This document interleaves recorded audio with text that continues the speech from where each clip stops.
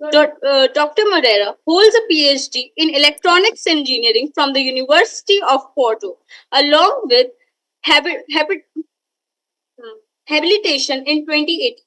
He has been dedicated member for Porto Calens University since 1992, where he currently serves as a full professor.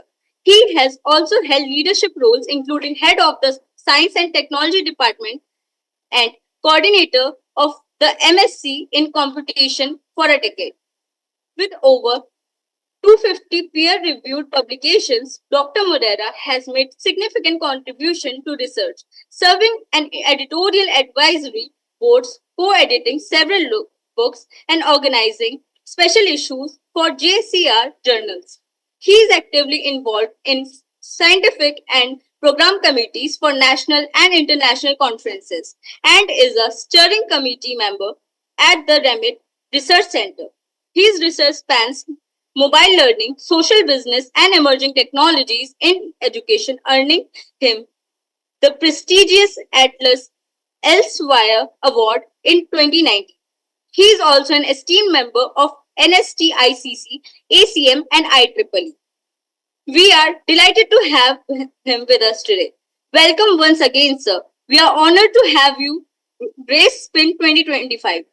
We wanted to let you know that our online audience will be joining in from various platforms. Now I would like to request Dr. Fernando Moreira to kindly address the gathering with his words of wisdom.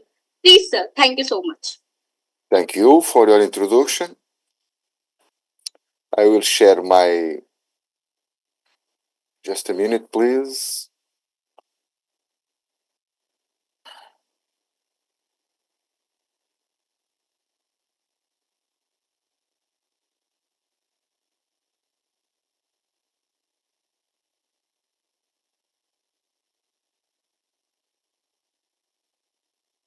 Please tell me if you are see my... Yes, sir, it is visible to us. Yes, it's good? Yes, sir. That's fine. Thank you. So let's start our keynote. The theme that we'd like to share with you, it's high ethics in education, confronting the rise of erudite illiterates. I want to talk the organization for this kind of invitation, which greatly honor me. It's a pleasure to be part of this session, and I wish all the best for the conference. Today's topic is quite controversial due to the ethical issues of generative artificial intelligence. The title and the image are quite provocative but essential. First, the cartoon, relating this to the Plato's warning about technology causing forgetfulness in souls of learners. The cartoon humorously suggests that instead of relying on one's own mental effort, represented by my brain, there is a tendency to jump straight to the external source, ChatGPT. This visual metaphor aligns with Plato's caution that heavy dependence on technology, in his time writing, and in today our AI, can lead to intellectual atrophy, where we no longer exercise our own memory or critical skills as we once did. Second, the title shows that students do not feel that they are building their own knowledge, but are reproducing what the artificial intelligence they use provide them. However, if the generative AI tools are used ethical, they can be very positive and help to increase success of teaching learning process. So let's understand where came I from. I'm from Portugal. It's a distance between India and Portugal about 7,000 of kilometers apart, but still together mediated by this technology. So Portugal is organized in two autonomous regions, Azores and Madeira, and 18 districts in Portugal continental. I live and work in the small district of Porto, which has only 1,008,000 inhabitants. However, Porto City has only 2,031 million inhabitants. So some points of interest The Louis first bridge was designed and engineering by Gustav Eiffel and is unique in the world. As seen in the image, the boats are typical of this river because they transport the famous Oporto wine from its origin to Porto and then sent to different destinations. Second one, it's very well known bookstore where Harry Potter was inspired. The story's writer lived in Porto for a while and visited this bookstore. Sambento Station, it's a train station opened to the public in 1916. Its halls are covered in 2,000 painted tiles, which illustrate episodes from the history of Portugal and the use and customs of people of North. As example, the Douro boats. So let's start this presentation and with an initial reflection. It's crucial to remain vigilant about the potential pitfalls that these new technologies, such as generative applications, can present if their implications are not thoroughly examined and addressed. First sentence is from a writer called name is Luís Peixoto. Is one of my readings of book outside of my work. I came across one of my favorite contemporary Portuguese authors with the following sentence: "We have led all generation of men through tunnels we have built to nowhere." It's interesting that sentence was written in 2003 and generative AI applications only appears in November 2022. However, what sentence says is authentic and fits with the title of this presentation. If you are not careful, we will training generation of men who think they are scholars but are heading towards nothing. The second one, I wrote this reflection text in May 2023 on these issues of the applications of generative AI and framed with it an expression from Plato that fits perfectly. Plato already warned about the trends of intellectual atrophy due to technology, which will result in obviation, not the true, but only the appearance of the true, and that those who adopt it will appear omniscient and generally know nothing. Third one, finally, in the text publisher on April 5, 2024, one of the Portuguese professors for whom I have great regard say, if the habit of delegating cognition to tools becomes common practice, we will have a generation of stupid people in a world of intelligent machines. That is, the relationship between generative AI applications and teaching and training must be very controlled so as not to create a generation of stupid people, or as I say in the title of this presentation, a generation of illiterate scholars. Interesting studies appear where authors try to define and frame this new reality, and Aymans and teams introduced concept of auto sapiens. This concept is the divide this word into two separate words, auto and sapiens. The first one, or the first part, is they are able to act autonomously, make decisions, learn from experience, adapt to new situation, and operate without continuous human intervention or supervision. The second part, sapiens, is that the possess of a type of wisdom, a broad capacity to make complex judgments in context that can rival that of humans and in many ways outstrip it. Second part already are still nascent. These auto sapiens systems display four key characteristics. They are agentic, they act, adaptive, they learn, amiable, they befriend, and arcane, they mystify. These characteristics help us understand the right way to approach them and how and why they are set to wildly increase the power. But the most important issues is how the AI natives are being trained in the primary education. All of this process will have a huge impact when they arrive at the higher education institutions. The big question is how the institutions and professors or staff are prepared to receive them. To explain this, as you can understand, the answer to the question from last slide, there is an example.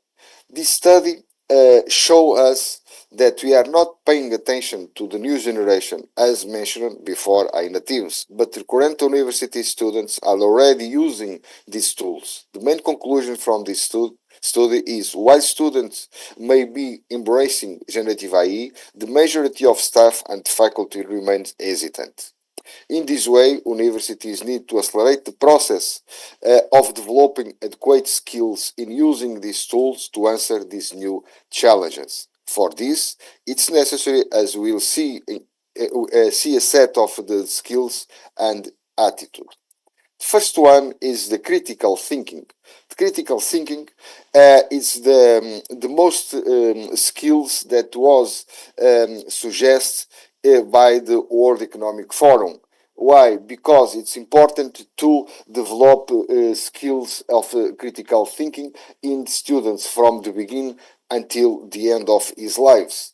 What is critical thinking? As you can see, the picture in the right side of the slide, it's a original paint, and show Socrates was executed for corrupting the youth of this time similar thought. This is, they try to teach his students to be critical thinking and to understand what you are seeing, what you are watching, what you are reading, to have an opinion, fundamental opinion.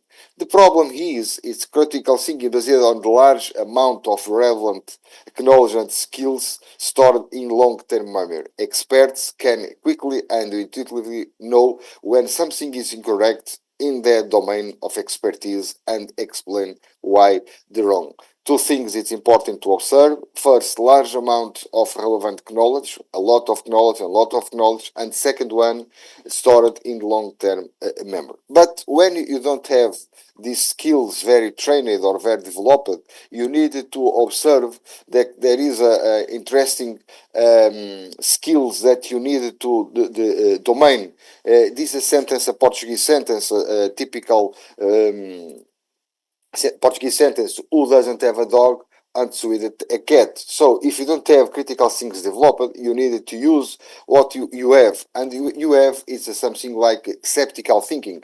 You should be more pessimistic because of critical thinking. It's necessary when LLMs, about LLMs using. You need for abbreviate the slide, for skeptics, they will not inherently trust what is presented to them. Their default is not to believe but to question.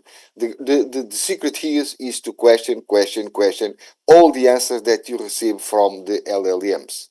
But the problem here is when you need to use this observation and this definition like cognitive offloading, because there is a lot of studies that show the results are very frightening.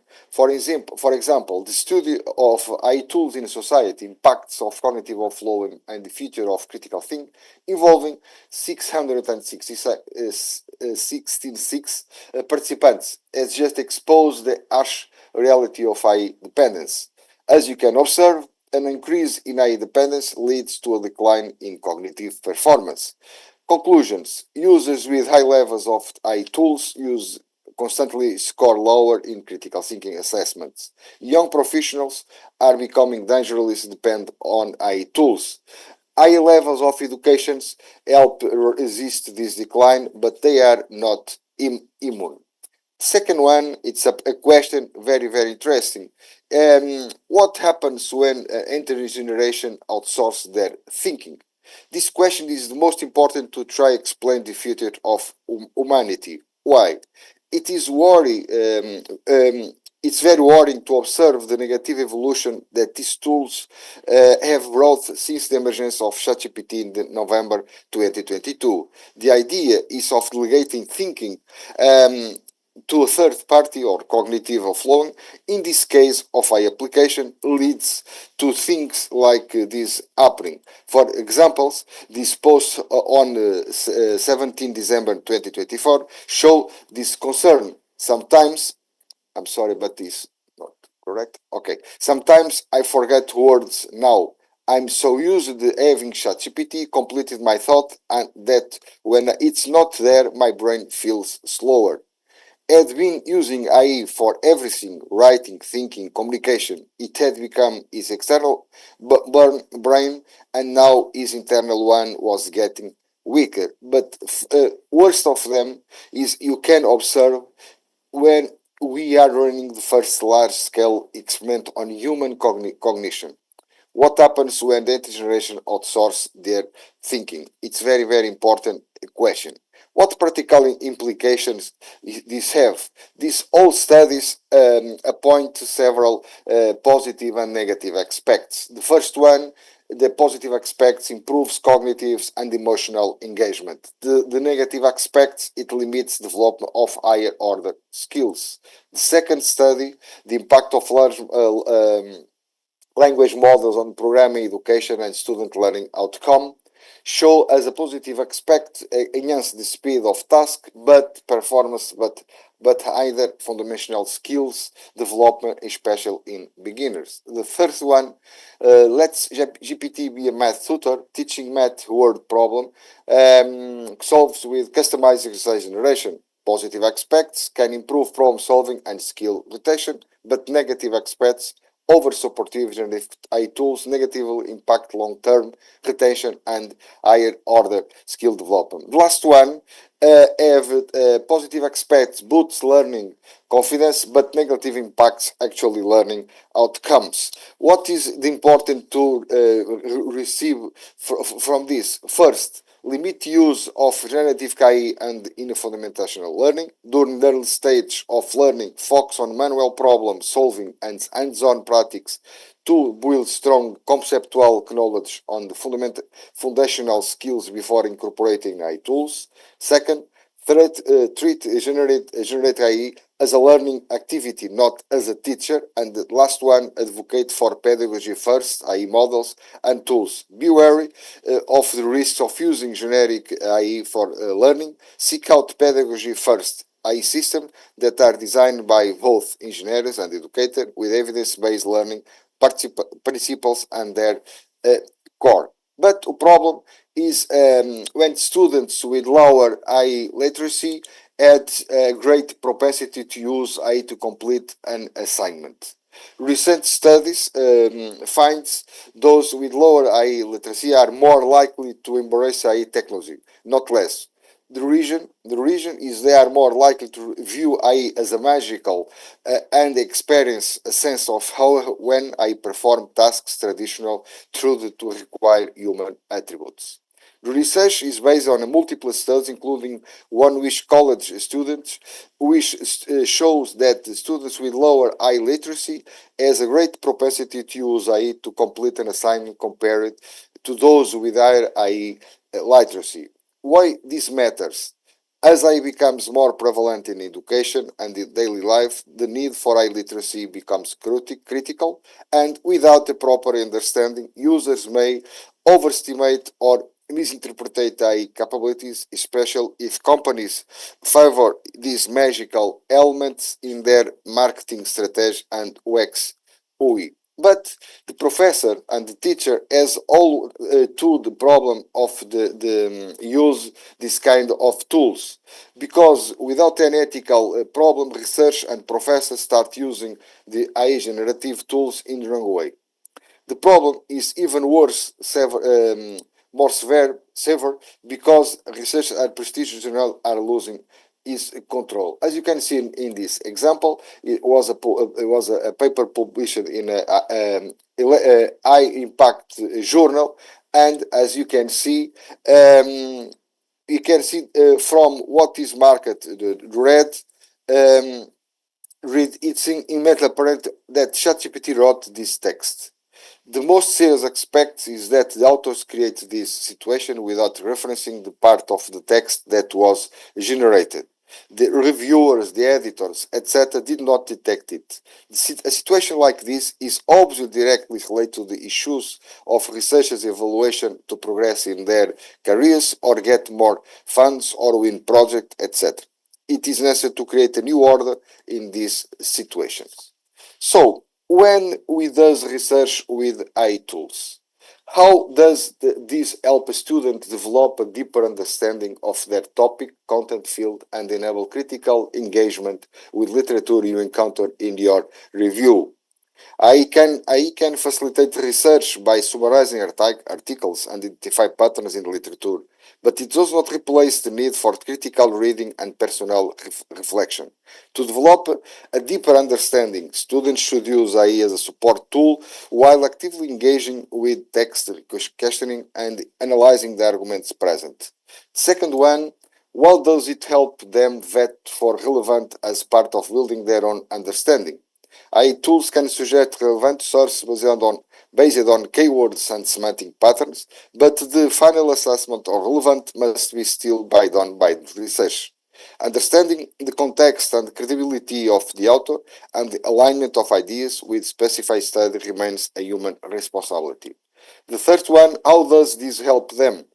I can optimize time by automating tasks such as in initial literature review, idea synthesis, and even suggesting research gaps. The last one, how can you refine and clarify what your research step even is, especially without doing the reading and writing synthesizing yourself? You can you can't. I can help organize ideas, but precisely formulating research problems requires reflection, careful reading, and active writing. Synthesis and writing are essential process for developing critical and original thinking. Sometimes that cannot be delegated to AI without compromising research quality. But the ethical principles for artificial intelligence substantive ethical guidelines and communication between beneficiaries, who is educators, students, parents, AI developers, and policymakers. Why? Safeguard measures and human supervision to oversee how these AI systems are designed, how they work, and how they evolve. What principles you should observe?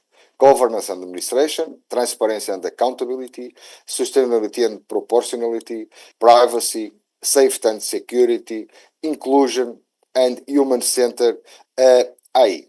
So, my model or the model that I propose it's for AI in education is composed for six steps, and all steps will feed the next one. The first one is teaching and learning. What you need to do in this step? You need to measure the impact, show instruction, teach expertise, critical thinking, learning design, academic integrity. Next one is human and social well-being. Why? Well-being, diversity of perspectives, human rights. The third one, transparency, information and support, disclosure, explainability. The first one, justice, accessibility and inclusion, equity and access, non-discrimination, cultural and intellectual property. The fifth, it's human responsibility, reliability, monitoring, and contestability. And last one, privacy, security, and protection. Privacy and data protection, privacy disclosure, protection of students' contribution, cybersecurity resilience, and copyright compliance. I would like to show you a short video that show you interesting application that is very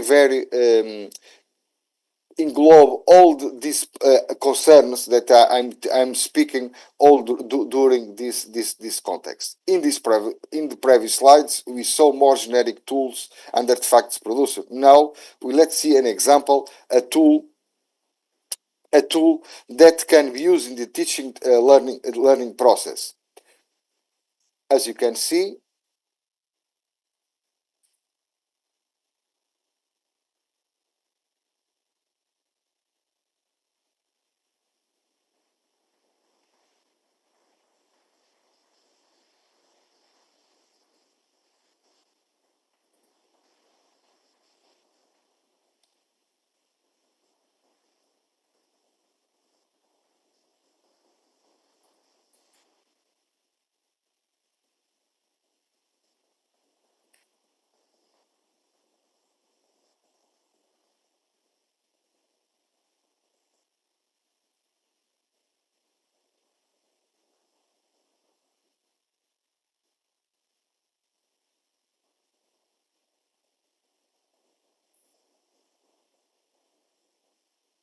as you can see, this teacher are doing math exercises without explaining the method, but just seeing the result is still good. However, it's not pedagogical, a good instrument, because it creates an illusion of acquiring skills and knowledge that it's not real. The question, critical spirit or critical thinking, or even septic thinking, is the result right? How can I be sure? So the problem here, it's very interesting and should be understand that is need to literacy, i.e. literacy. Second one, it's very complicated problem. Why it's a complicated problem? Because as you can see, it's an experiment from 2024, an experiment in simulation, research at the AI research test, DeepSeek, the open source LM in a simulated environment. What you can observe from this?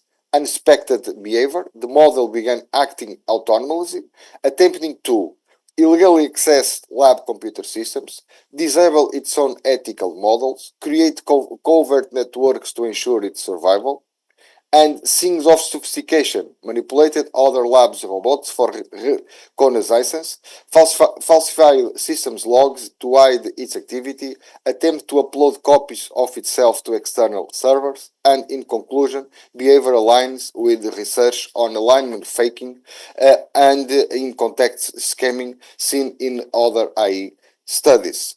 In conclusions, education based solely on the accumulation of data without ethical guidance may result in the purposeless cycle where proper understanding and application of knowledge are lost, highlight the need for a careful balance between information and wisdom. I will finish as I started. We have led whole generation of men through tunnels we have willed to nowhere. And if the habit of delegating cognition to the tools becomes common practice, we'll have a generation of stupid people in the world of intelligent machines. Thank you very much.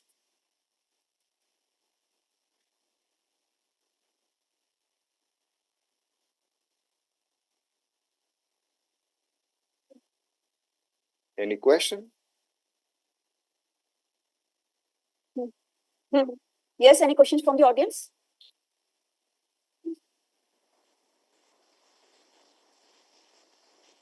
No? Thank you for your attention. I hope you have enjoyed my presentations. And if you want to make me a question because the technical condition it's not good because I'm wearing you with a lot of cuts. You have my email address in the or in the PowerPoints, and you can send me an email, and I'm delighted to answer your doubts. Okay. Thank you. Okay, sir. Yes, Anisa, you can ask your question. What are the applications of using AI analyze and source learning data? I'm sorry, but I don't. Please write in the chat. It's more easy for me. I can't hearing. I have a lot of the cuts in communication. Please, can you write in chat? Okay, sir. She is writing, I think. Okay, thank you.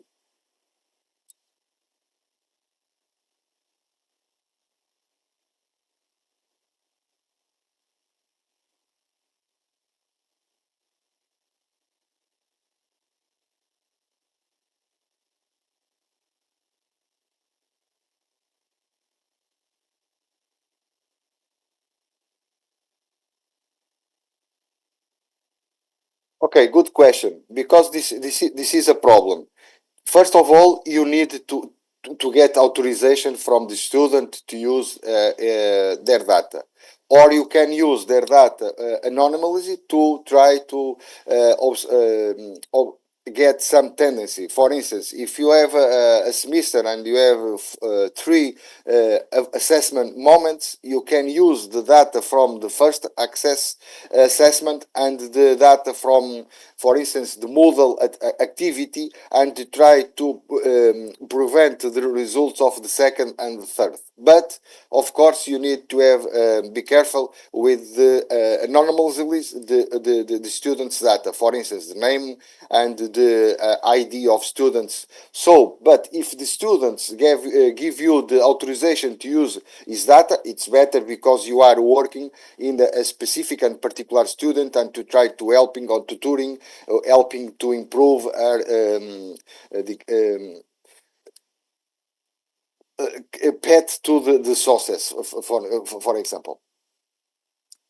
I answer your question? Yes. Okay, thank you, sir.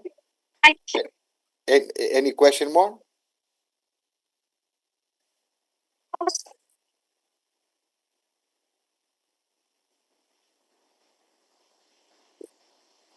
Please write. If you, please write in chat, please. Sir, no questions, I think. I'm sorry.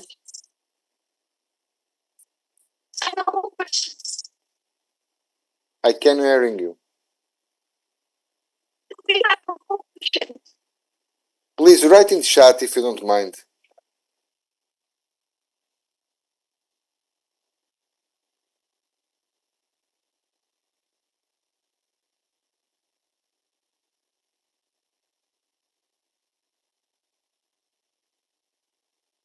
Okay.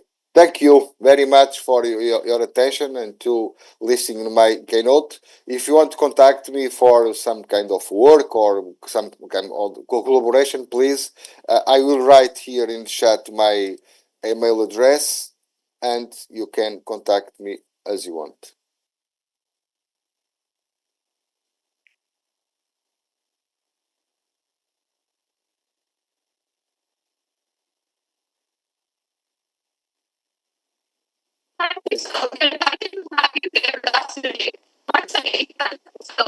Okay. I'm sorry. I don't. It's for me. It's not possible to hearing you because it's a lot of code. Please write in the chat. I'm sorry that I ask you this.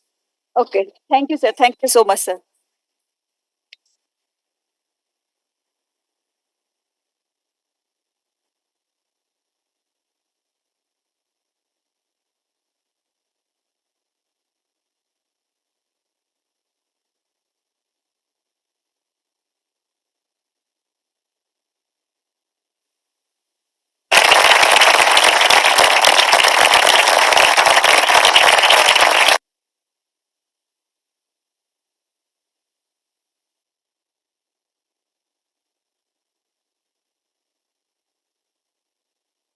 Bye.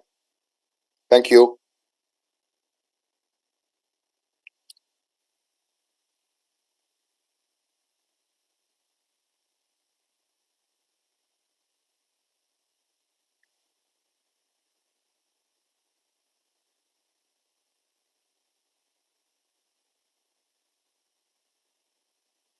Okay, thank you, sir.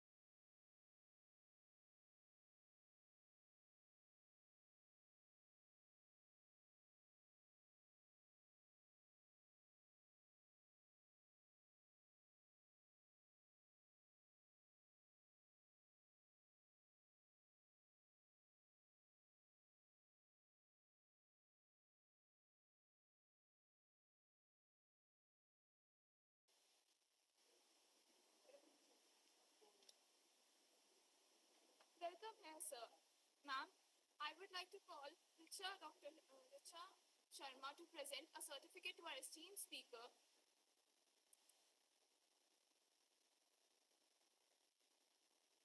I would like to call Dr. Richa Sharma to present a sapling to Professor M.S. Prasad. Professor M.S. Prasad is currently Director, Department of Space Science and Technology, Amity University, Uttar Pradesh, Noida, India. His teaching interests include software engineering, simultaneous techniques, digital voices, signal detection, and estimation navigation. Welcome once again, sir. We are honored to have you here to grace the SPIN 2025. Sir, would you like to call upon the paper presenter, or would you prefer if I do?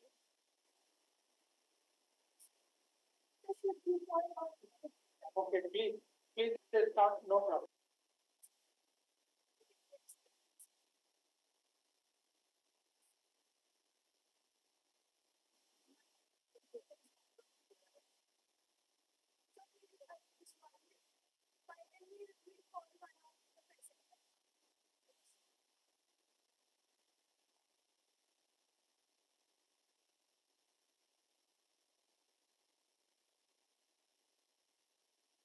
Request the presentations and the presentator be kept within a duration of 10 minutes each. Your cooperation is highly appreciated and would contribute to the smooth flow of the session. I would like to call upon paper ID 11 to present his or her paper. Thank you.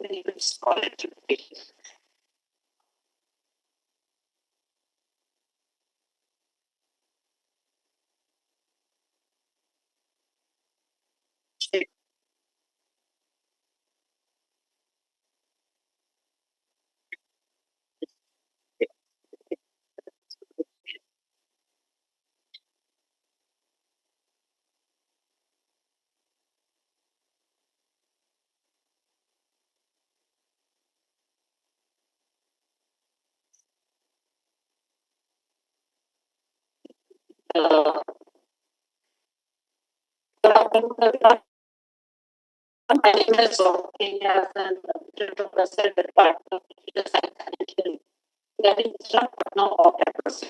My presentation experience civilized, empathy, convolution, otherwise noise in fluorescence microscopy. The topics that I would discuss today is part of the microscopy, what the basic capitalized principles and the limitations.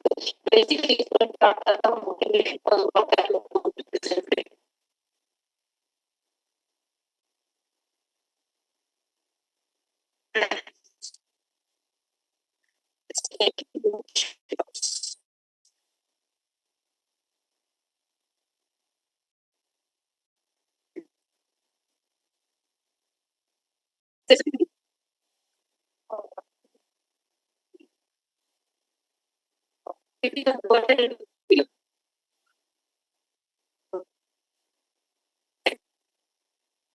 And talk about the fluorescence microscopy. Basically, it is a technique that children takes not as they looking but talk about the microscopic and the nanoscopic level. There are many organisms which are uh, visible and they have been observed in the optical. So here we talk about how they can basically talk about fluorescence microscopy. The images that we obtain as a result is surrounded by the different type of informations, mainly in the form of that and there are two different noise formats. Basically, the signal dependent as well as the signal independent noise format.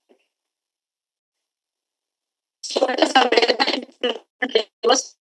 Widely added on focal microscopy, which helps in the visualization and analysis specific specimen under consideration. And we talk about the structure of fluorescence microscopy. This is the typical structure. This is how it looks like. Basically, it's made up of three different components. So we are having the excitation emission filter and the other type filter. So this basic construction which helps us in the visualization of the subcellular organisms. So what usually happens is that light source passes through the excitation filter which allows light of only a particular wavelength to be passed through it. After that, we have something which is known as the diode mirror. This diode mirror has got this functionality that it allows light of only a particular wavelength to be passed through it and light of another wavelength to be reflected across it. So when we talk about the excitation light actually passes through the diode mirror, it illuminates the specimen and it gets in the opposite, it gets reflected back to the excitation mirror, and what we can as a result is the image of the specimen under consideration. So this is what we discussed in these slides. Next, we'll talk about the limitations of the fluorescence microscopy. As I said, that component which is caused by the inherent limitations of the optical system itself, it is determined by the corporate function of the optical system. Now, there are two important things which are required to get in mind. So, we talk about that, it is usually different optical fields that we need to know. However, if I talk about the noise component, they are of two different types. One is known as the green box causing another signal independent one. Along with that, along with that, another signal. And in component, it is modeled by quantum distribution. If I talk about green box, it is modeled by quantum distribution. Along with these two limitations, we also have the factors that so this is an example of a typical microscopy image. This is how it looks like. Using the microscope. So we need to make use of post-processing computation methods. Basically, we will come up with an optimization problem for this purpose, which is including the blur component and the noise that is present in my data.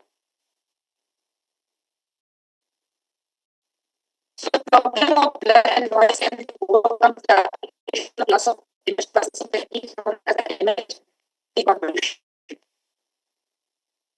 So these are some of the yes, okay, fine.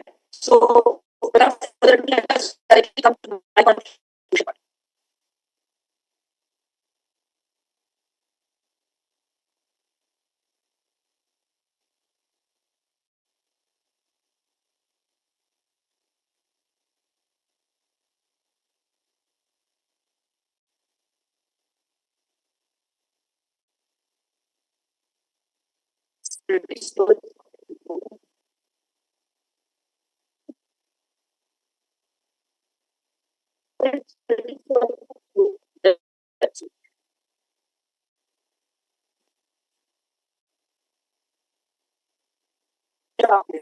So when we start with the advanced population model, I say that the visual macroscopy image here in the assets, it is developed by the constant function, which is here denoted as h. So it is basically the convolution between my constant function and that of the original image.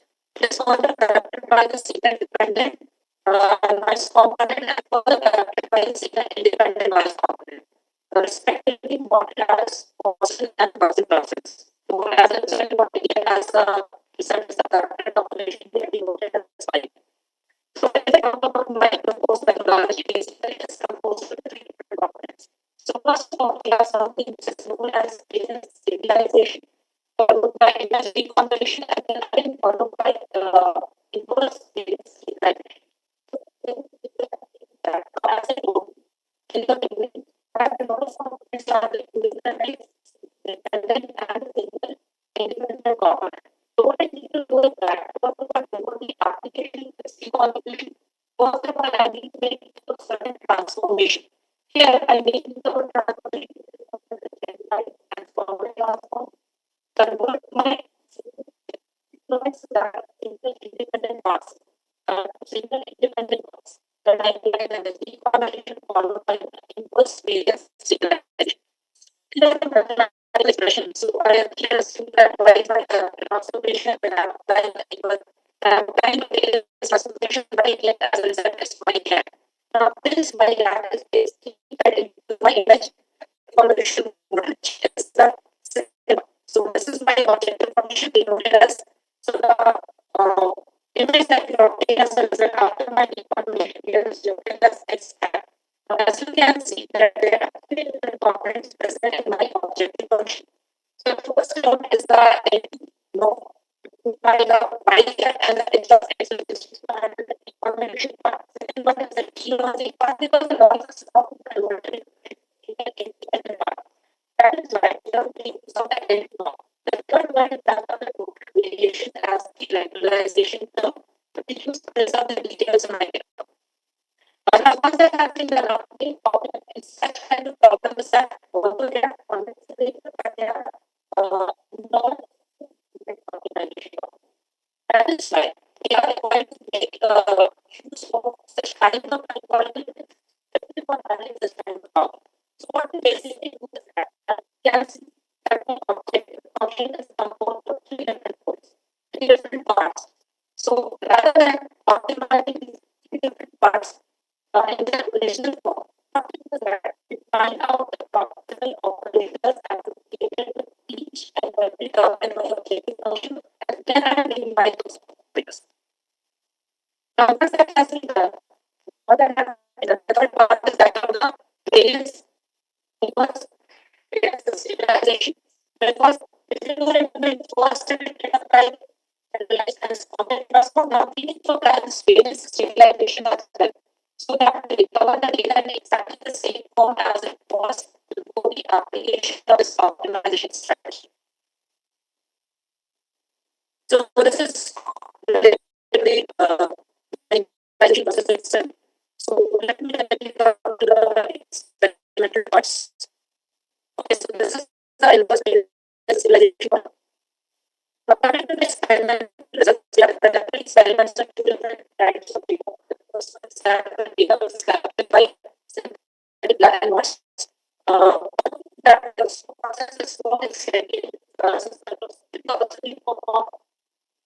Also need to perform experiments on real person microscopy as spot simulated data of image, cell image library, and normal imaging in which the availability that has been varying between simulated by the variance of a constant function and the value that we're taking is 3 the one that we're making certain more cells, each remember x minus minus remove the one level of the single independent part and see the theta remove the noise level of the possible result.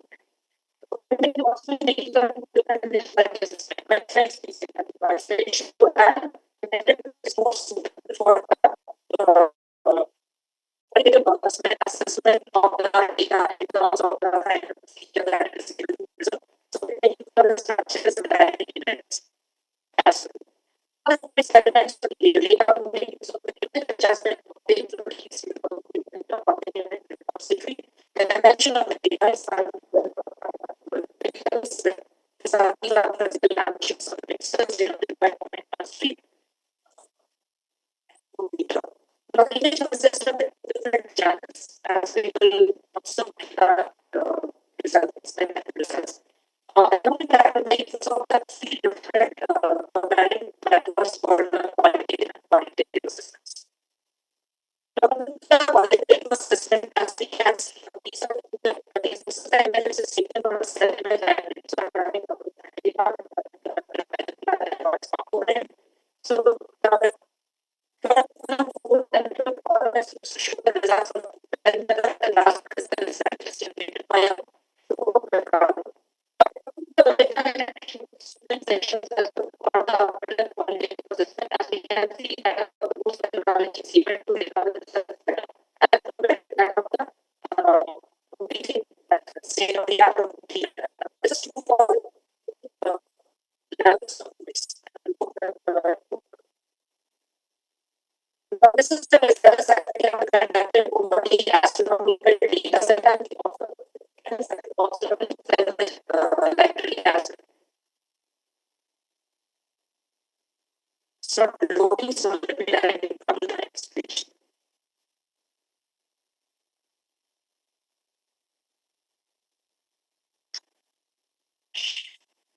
Yeah. So this is quantitative aspects. What we have done is for different levels of the noise split. For different levels of the we are obtaining a SSI balance for the operating networks as well as that of the cruise networks. So that's that we are saying. So that the quantitative results for our cruise methodology. This is the results for the real process microscopy. Here we make we have visualized single infection of the visual image, and as you can see that the post methodology is equal to the different also. So that's all I have in this presentation. This is the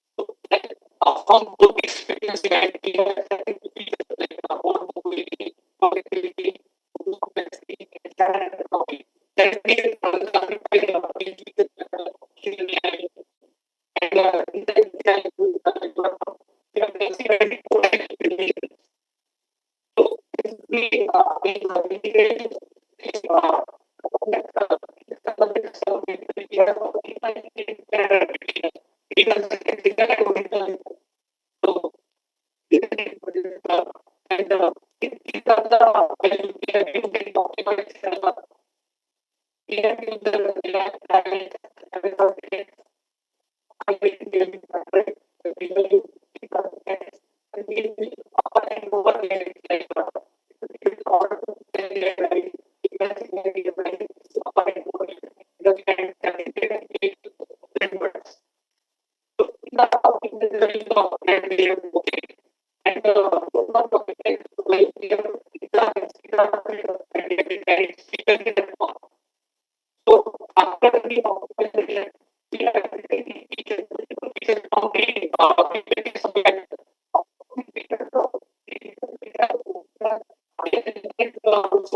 we can use only those meters for the classification. So these four meters use postal voice as console both activity and accelerating topic. And we can use multiple classification algorithm. We can take best accuracy support, better class support, better machine instinct. So these are the computer language are the all are living single plant basically. And this is the comparison of what it is for with this particular data set. So basically,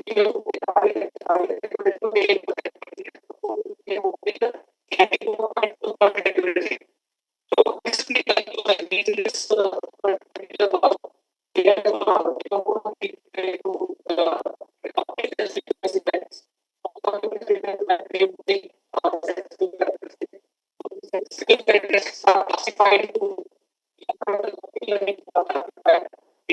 class emotion and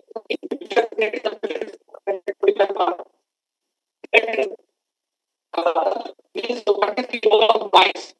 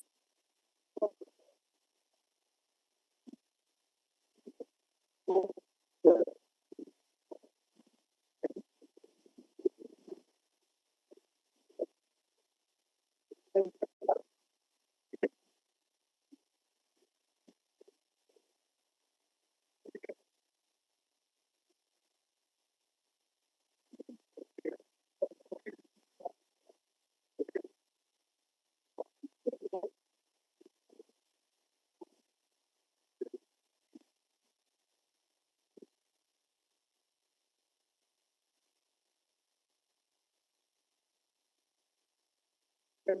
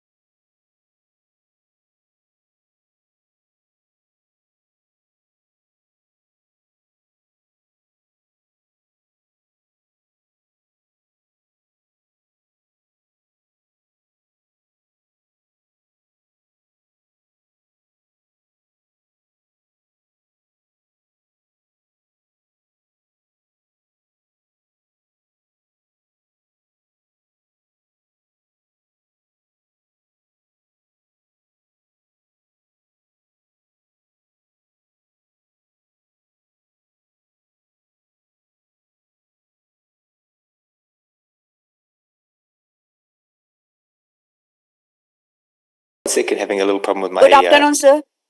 headphones.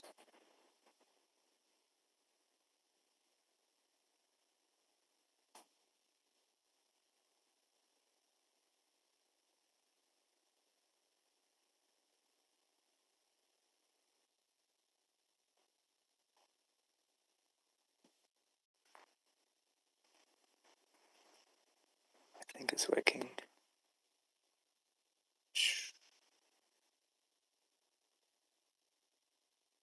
Could you say something now? Yes, good afternoon, sir. Yes, I can hear you now. Great, great. Everything is working. Okay. Yes, sir. You're audible also. Can I test my slides before Yes, we sir. start? You can say, sir. Okay, great. I will do that. 1 second, just 1 second, bear with me.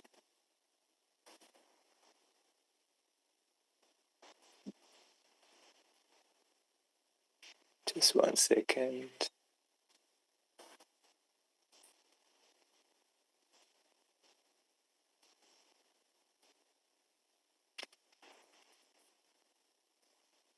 Yeah, I think it's working fine.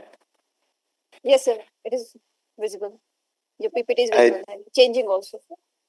Great, great, perfect. Well, then I guess I'm just resizing the screen so I can. We will start after 5 minutes. Or Sure. And so you say, should I stop sharing or should I continue sharing? no, sir. No, sir. Continue sharing. No issue. Okay, great. Well, then I guess we're all ready then. And I should speak for 30 minutes or should I speak for 25 minutes or how long? So 25 to 30 minutes you can take. And then we'll do some questions after that? Yes, sir. Okay.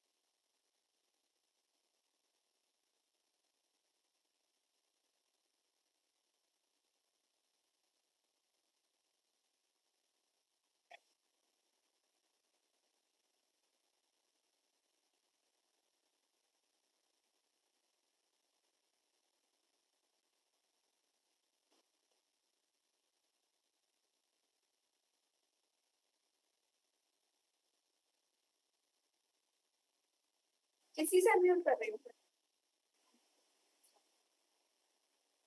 afternoon to all the distinguished dignitaries, respected professors, ladies and gentlemen.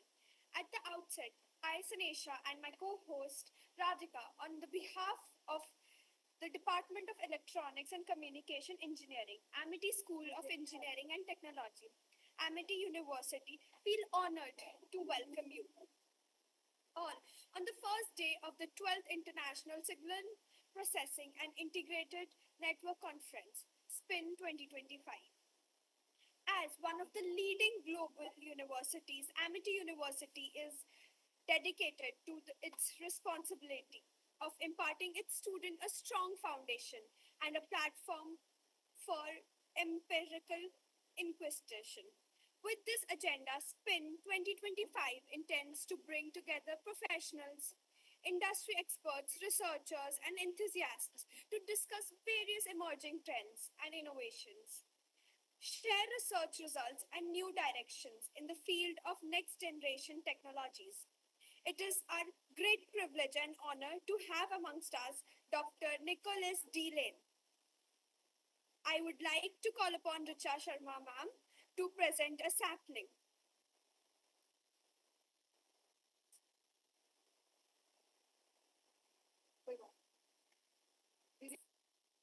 We welcome you, sir. We welcome you, Yes. sir.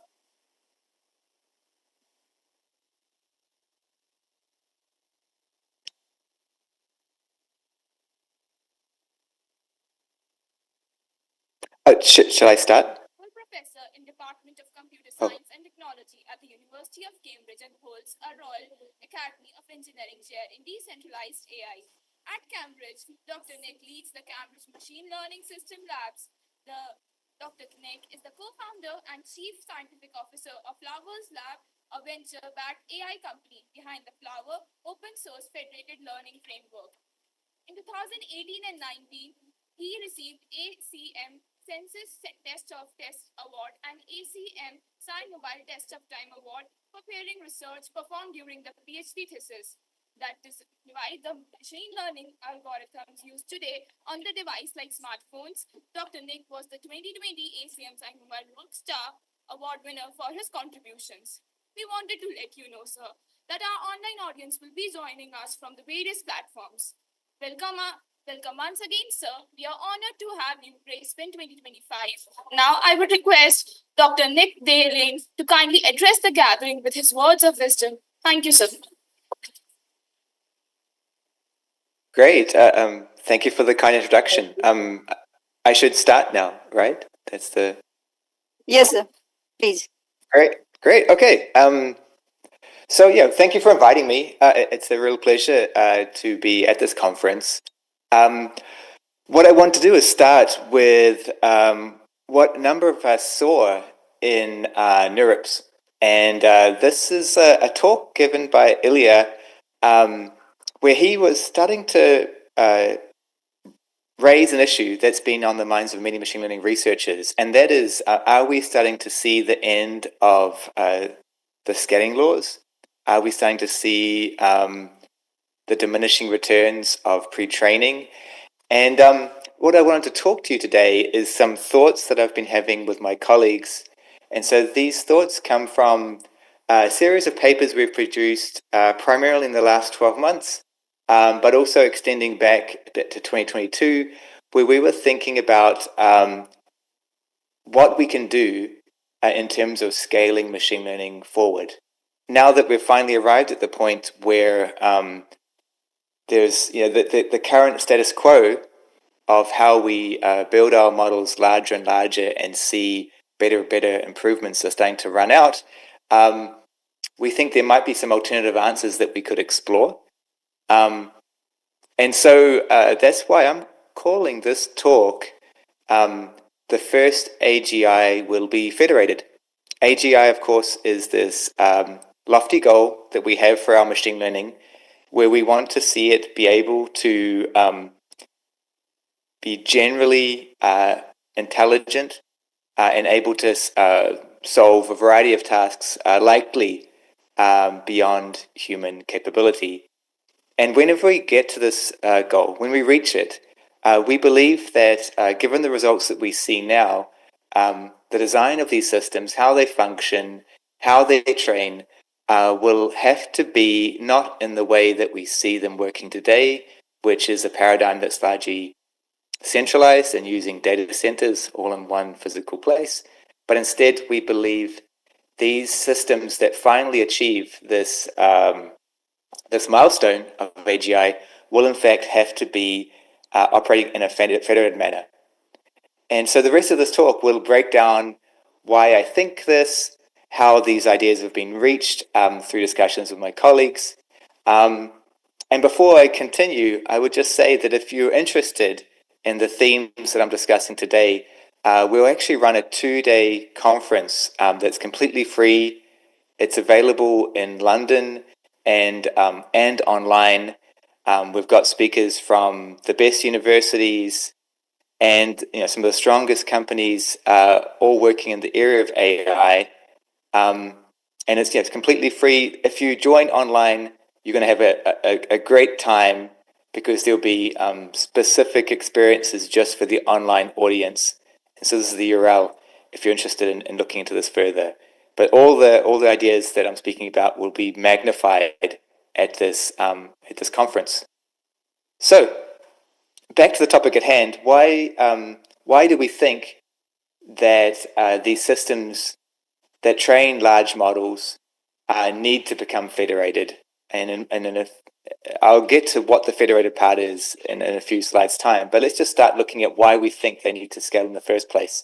And so you probably have seen a number of these results out there. They're called scaling laws. This is one particular result where we see loss dropping as we scale to a machine learning model that is using more and more compute. You can see the same laws play out in terms of parameter count and in terms of data. And the existential kind of question that's risen lately is that, at least in some industry labs, these trends are no longer holding. And if you look at the reasons why, there's a lot of different factors here. Essentially, because we've seen that our machines need to have enormous amounts of compute data and parameters, it's very hard to keep up. And so, depending on how you look at this, if you look at it in terms of how hard it is to deliver the increasing amounts of data, or if you look at it from the lens of how hard it is to keep up with chip production, where we build more and more GPUs and we co-locate them in the same physical space. Or if we look at it from the lens of power constraints, it's becoming increasingly hard to have dense clusters of GPUs at the scale needed to continue the trend of building larger and larger models.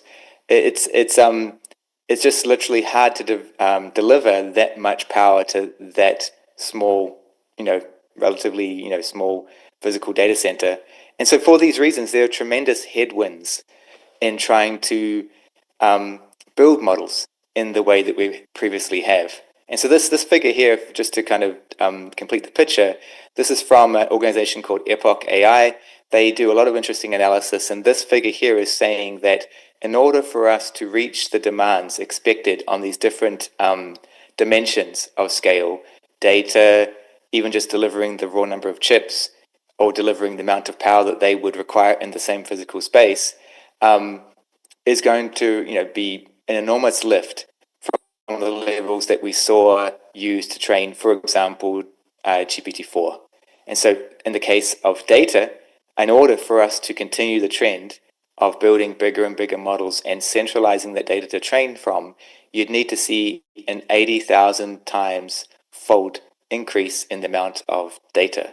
And as Ilya said in his talk at NeurIPS, we really only have one internet. And so once we've exhausted the internet that we have, it's difficult to know where we'll go next. And it's hard to imagine how we'd find 80,000 times more data in the next, in the next 5 years, unless we have a radical change in approach.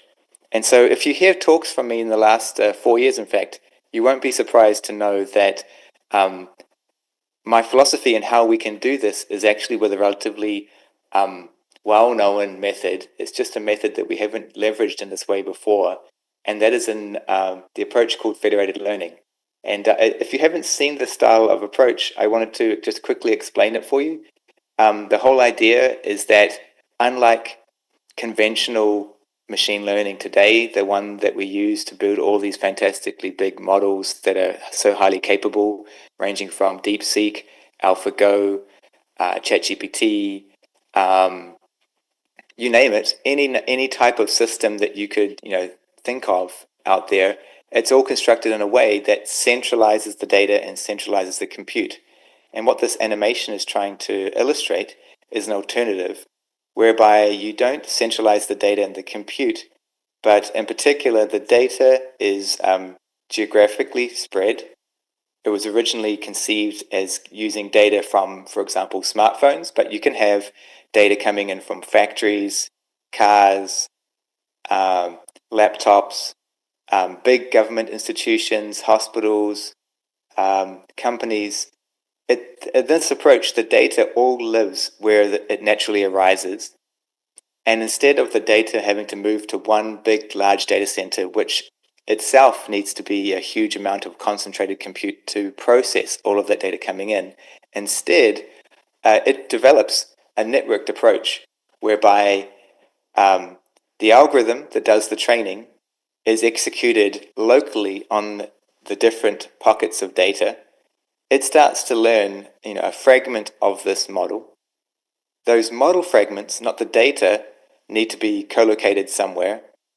You then stitch those different parts of the model together, and you arrive at a model that is approximately the same as if you had centralized the data in the compute. And so there are a number of challenges in doing this. I'm not sure if by the time we start to adopt this and it goes mainstream, if it'll even be called federated learning anymore. But the big point here is that I think this is the way forward to solve all of the issues that I've been talking about at the start of this talk. If we can decentralize the use of data, if we allow ourselves to use distributed forms of computation, then we can start to scale our models. And so essentially, I think we've been thinking about data and compute completely wrong. We often think about the data centers we use to train our models as becoming increasingly capable. But in fact, they are still relatively small in comparison to the total amount of world's global compute. And so this is a function of the style of models and the style of algorithms we use today. We can't use existing machine learning training algorithms, and we can't use existing architectures and the way we use them currently on anything except for co-located GPUs. And so when you think about the type of constraints this places upon us in being able to access a fraction of all the compute that's out there, we start to appreciate that this is actually a relatively tiny fraction. And so in this figure, it's a conceptual figure where we have sources of compute, different sources of compute on the x-axis. Y-axis is this idealized fraction of global compute. And here I've got a total absolute value for the amount of flops that you will find in 100,000 GPUs. So this is the state-of-the-art data center at the limits of its scale that we've seen thus far put together, and it's producing 13.1 exaflops, which is a lot of flops.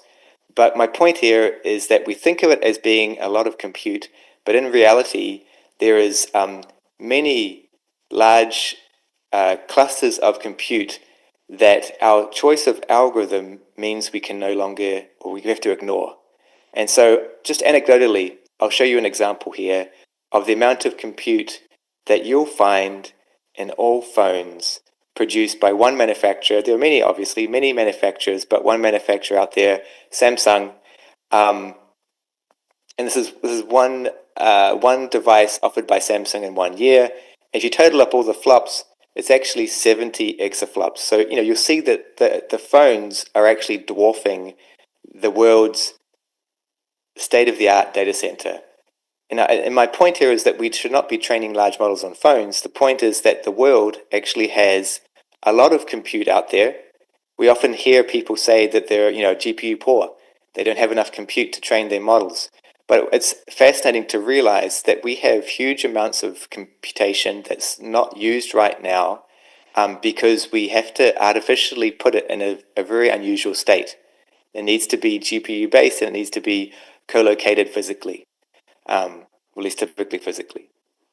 But instead, if we relax some of the algorithmic constraints, if we start to look at how you train in a distributed fashion, there's a lot of computation that could be leveraged, and there's a lot of new kinds of computation that could be built. Imagine using all the computation that could be collected inside cars. Imagine computational networks built inside factories or in companies. You can leverage existing types of computation, such as all the GPUs that are stuck in consumer devices, if that's what you want to build. There's a big landscape for doing this and solving these problems if we start to change the way we train. Similarly, I think data is currently, for the way that we currently understand how models can be constructed, essential. It drives a lot of the quality of the model itself. But interestingly, when we source our data only from the internet and from the web, although that data appears at first glance to be large, it is actually small. And so here is a kind of a standard data set that's often used. FineWeb, it's 15 trillion tokens. People train on larger composite data sets out there, but it's in the same ballpark. And this by itself is a huge amount of data for almost anyone to train on. And again, I want to make a similar point. If you relax the need to collect all the data in one place before you work on it, there's a lot of data that we can use that is currently being ignored. So here's a few examples. All the data that happens to be in email that's currently ignored for privacy reasons, and rightly so, actually totals up, when estimated, to be 1,220 trillion tokens. And so just compare this number, 1220 against 15. So 15 is a huge data set in today's terms, and I'm pointing out just one source of data, all the email in the world, and you can see that the email itself dwarfs it. Obviously, there's so much more data than just the email. There are all the images out there that people have taken. There are videos. There are books. There are manuals and all the different types of documents that exist inside companies, inside organizations that are not networked together. If you can't reach the data today from a URL, you can't train on it. And that has to change for us to be able to scale up our models and continue this trend of building models that are based on larger amounts of data and large amounts of compute, which we know to be a recipe that provides us with capabilities that are much more capable than the ones we have today. And it's, in fact, as I'm saying in this talk, the only way forward for us to scale. So what's the problem here? I fundamentally think that AI infrastructure today, although there's been a lot of work put into it, and actually mountains really have been moved in order for us to reach where we are today, AI infrastructure is obsessed with just the number of GPUs in a data center. And in fact, there's a lot of complicated problems it's currently ignoring. The way that AI infrastructure has largely evolved is as I'm showing on the slide series here, just to become bigger and bigger and more plentiful GPUs. And while, again, this has actually served us well, it's ignored many of the fundamental questions that I think need to be addressed by AI infrastructure moving forward in order for us to be able to continue the success of AI.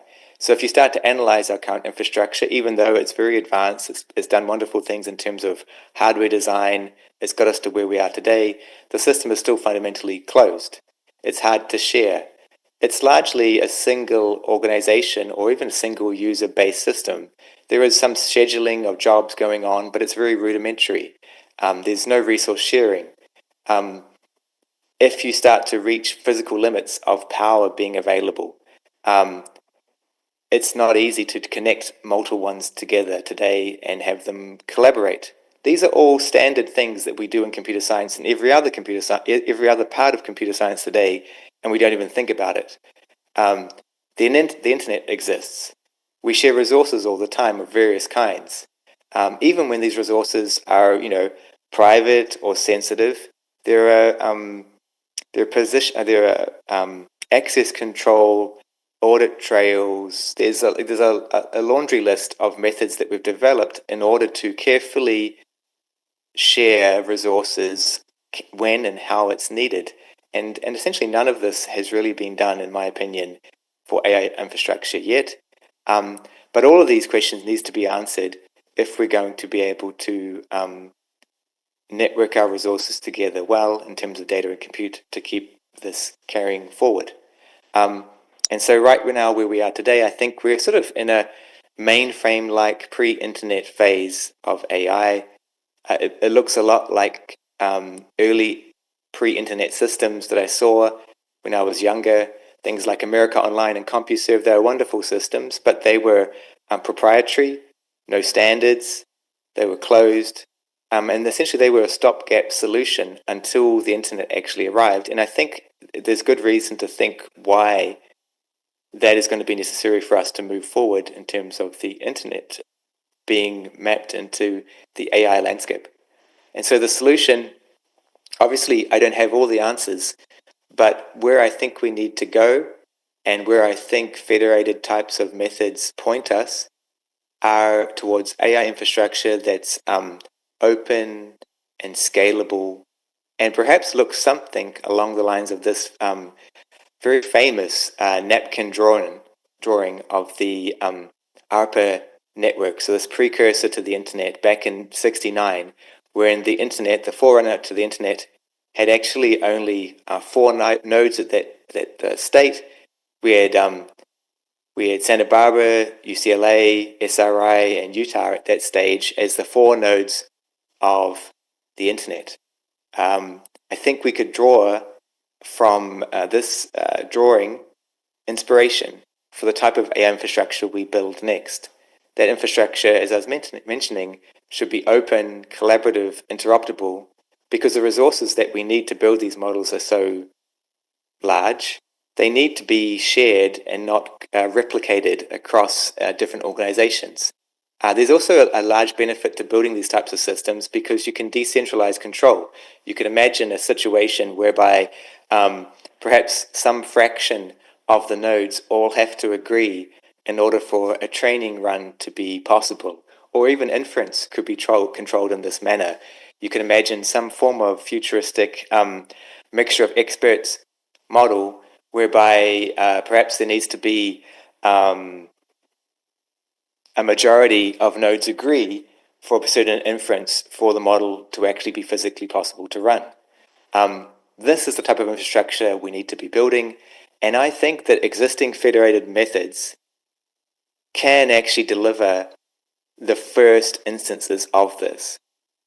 So while there is a long list of challenges that one could present, I think we're much closer to being able to build this type of system than we think we are. And in fact, I think it's necessary, again, as the key kind of heart of this talk, I think it's going to be necessary in the short term for us to adopt these methods. And so I want to show you a few results that demonstrate, I think, that we are much closer to building these systems than we first might think. I'll show them kind of briefly, and then we can have a discussion whether you think this is on the right path or what are the other things that we should be considering. My core statement here is that because of results that my lab and Flower have developed in the last 12 to 18 months, we think it's entirely possible that in the short term, every SOTA, meaning every state-of-the-art AI model, will tend to be trained using some form of federated methods. And that's because these models will increasingly have an unfair advantage over their centralized counterparts. They'll be able to be trained on more data. They'll have easier access to larger amounts of compute. We think there's also more fundamental benefits to them too, but if you just focus on those first two easy to understand and reason about dimensions, if you have models that have access to more data and more compute because of the virtue of federated as an approach, then those models likely are going to be SOTA. And that's why I sort of make this statement as something that we believe to be occurring soon. Why do I think it's soon? That's because in the space of only a relatively small amount of months with a relatively small team from the University of Cambridge and from parts of Flower Labs, we demonstrated it's possible to train even a 7 billion parameter LLM during the pre-training stage using federated learning.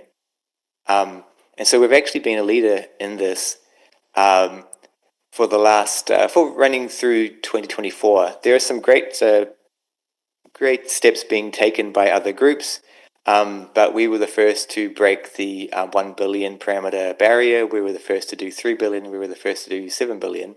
And we now routinely do these training runs whereby we're so comfortable in doing them, we even do them live. The one on the left here, this was a live demonstration for an organization called Flow.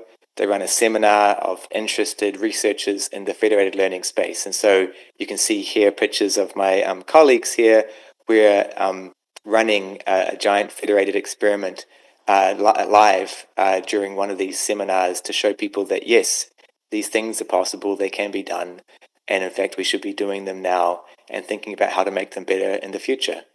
I don't have time to tell you about the system itself and how it functions, but essentially I want to point out that we've generalized some of the main strengths of federated learning and married them with compatible aspects of distributed training that you see happening inside a data center. And so you should think of this as a marriage of federated learning and distributed training as it sort of manifests in a data center. There are clients at the edge that are doing optimized local training of LLM, in this case LLM-based models, and then they're being coordinated by a central server. Although I think if you really care about the central server being decentralized, that step would also be possible. Given the space of time, I just want to make 4 main points that are critical in this Photon system. By the way, Photon will appear at the ML Systems MLSys conference this year in May, I think it is, if you want to see more details about it. But the key kind of 4 takeaways you should walk away with regarding how Photon works is that, as I mentioned, it's a combination of federated learning principles alongside distributed training. So things like DDP, meeting Fed average style thinking. We have managed to pull off an impressive trick, which is that we can use small batches with large learning rates. If we can't do that, the system would never be viable in terms of efficiency or able to scale. Some more details of that in the paper, but normally small batches and large learning rates are not a recipe that would get you towards a strong model. We've shown that it is viable even when links being used are as low as 1 gigabit per second. So again, this type of learning that we've enabled is many data centers, or imagine 4 or 5 GPUs at different locations being networked together using links that are fast in the sense of what you might see with your phone, but certainly attainable with a wired internet, and very, very much slower than the ones you'd see inside a data center. And one of the key steps is enabling these links to be as slow as 1 gigabit per second and still the system function. And the main sort of operating point of the system is nearly 1,000-fold reduction in the level of synchronization required between the nodes. So let me just close the talk by showing you a couple of results. These results relate to this experiment that you see here. This is a comparison between H100s all in one physical place and this distributed topology that you see that's global with a number of sites connected by various kinds of speeds. You can see there's even a couple of speeds that are below 1 gigabit per second, but there's also many that are above it. There are sites in India, Europe, and a lot in North America for these experiments. And I'll just give you 2 quick results. This result is really important because model quality is everything. There's no point doing this if the model is going to actually be significantly worse. And what we find, perhaps surprising to many who don't work in this distributed, decentralized space, is that Photon as a system, and we believe the ones that come later from Photon, are actually able to train these large models. You see here 3 billion and 7 billion at a level that is as measured above that of centralized. And so we use this to argue not necessarily that federated models are better, although we are examining why this happens in general cases and the benefits of federated style optimization, what we're really saying here is that these models are at least as good as the centralized data center trained models. So you're not giving up anything in terms of model quality, and our results show, at least in terms of perplexity, our models are in fact better. So that's point number one, models just as good. Point number two, there's a lot of anxiety about efficiency. We can show that our method of training is highly efficient for its style, and it does that by spending more time with local compute that is not bound by communication bottlenecks. So we compute quite a bit more at the edge than a centralized model, but we then exchange data far less frequently. So this comparison here that you see is assuming network speeds that are normalized, network speeds that are at 10 gigabits per second between a centralized and federated scenario. But you can see when you normalize the network speeds, the federated method is actually able to train a model faster. And that's because it's exchanging less data. You can see here also that local GPU utilization is very high. And so what this basically means is that communication bottlenecks have been overcome. This is a viable method. Yes, there are still steps to take, but you can do this today and start to replace centralized training. I have a lot of other results I could show you, but in sort of a quick 30-minute talk, I really want to focus on the key thesis that we have and then the results we have to back it up. So I just want to close by saying a few things. One, given these results, and given the way that we're exhausting data and compute from a centralized approach, very soon it stands to reason that SOTA models will all be federated. Point two, I think it's amazing to think that even though we've been working on AI infrastructure for more than a decade under this sort of deep learning paradigm, it seems to me that there's an awful lot of work to be done. I know there's a lot of students on this call for this talk, and so I would say there's a huge opportunity for you to think carefully about how we should design AI infrastructure, much more so than typically people would think. And that's because it needs to become network decentralized and open. And then finally, Photon offers us the way towards building systems that are completely different to the ones we've seen before, because it has broken through this 1 gigabit per second barrier in terms of link speed requirements. And so examples of the types of things that you can do now, I think you can start to network together different data centers to scale them up. I think you can start to make it more normal that you're sharing resources between research groups or companies. It seems that you could even start to build systems that democratize AI in the sense of a city-at-home style model, where maybe every user has one GPU that they bring, the networks, that these GPUs are networked together, and these groups can start to build models that they care about. One final bonus is that this can be the answer to this existential question that machine learning is asking itself as to how will it scale, are the scaling laws over, and where do we go next? I think all those answers are actually answered with one answer, and that is federated learning. So that's all I have for you today. Again, I want to say thank you to all my collaborators that I've worked with that have underpinned everything I've explained so far. And if you've enjoyed this talk and you want to learn more, I would say come to the Flower AI Summit. It's in late March. Register via this URL that you see, and I'm happy to take questions. Thank you. Okay, thank you, sir. Any question from the audience? Yes, ma'am. There's a question from one of my classmates here. Sir, the question is, what are the main causes of operational inefficiencies in data centers supporting machine learning workloads? Well, one of the bottlenecks is the networking.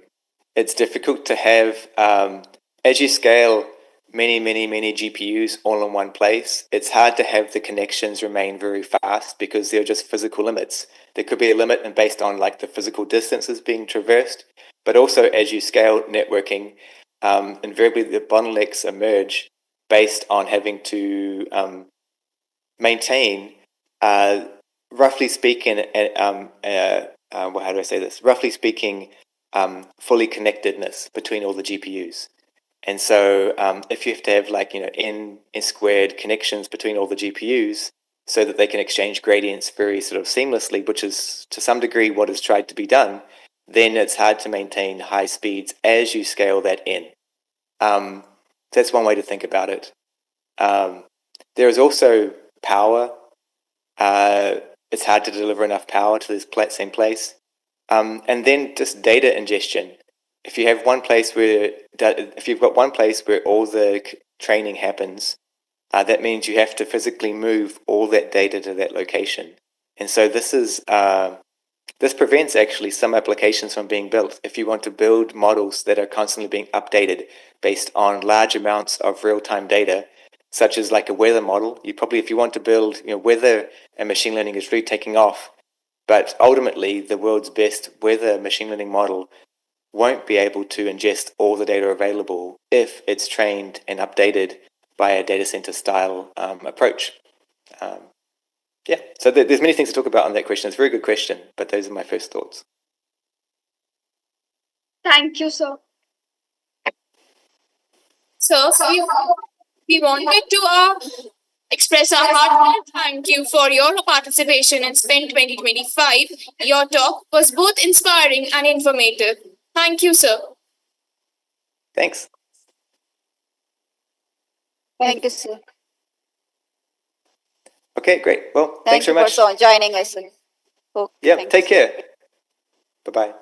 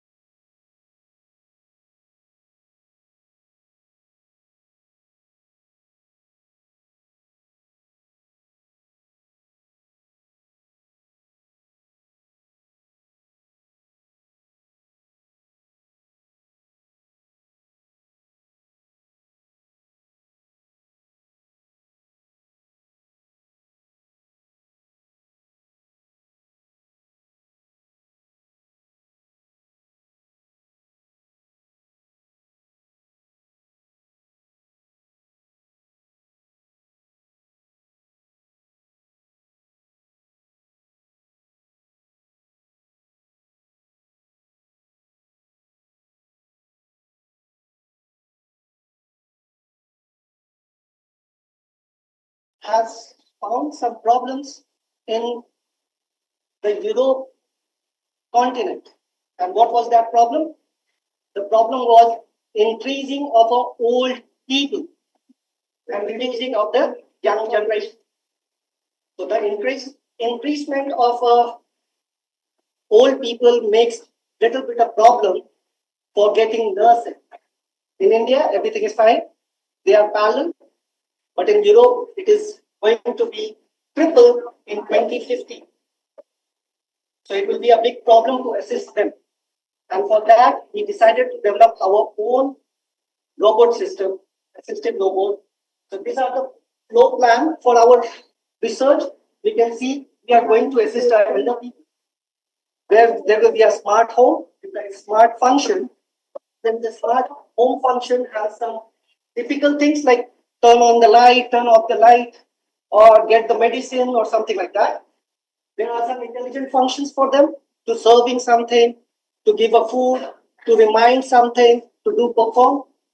And there is something which is related to which I was talking about. We need a robot system. So we need a robot system for that. So we would want you to say that mic so that we can record it. You really want to record it? Yeah, yes, record. Okay, fine. So,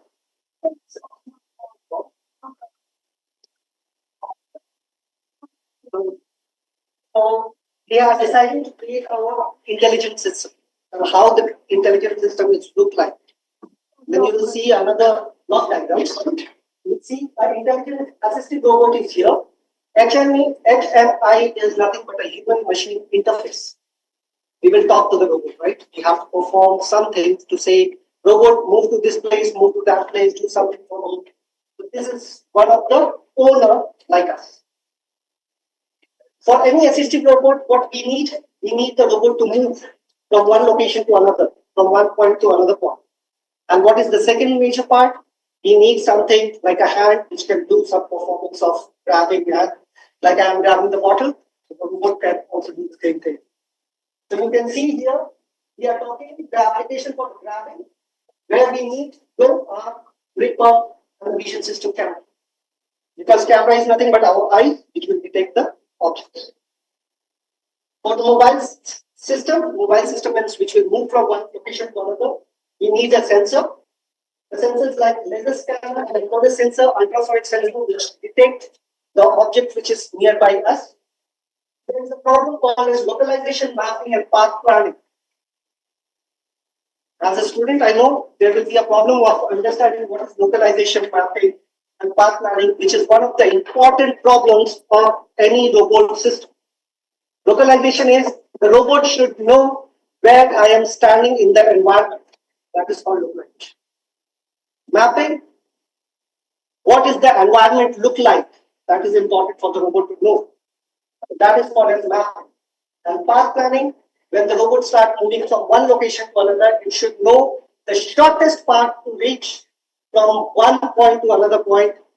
That is called path plan. And this is map. Start position should be needed and target position. Like I am standing here, it is my start position. I have to go out, that is my destination.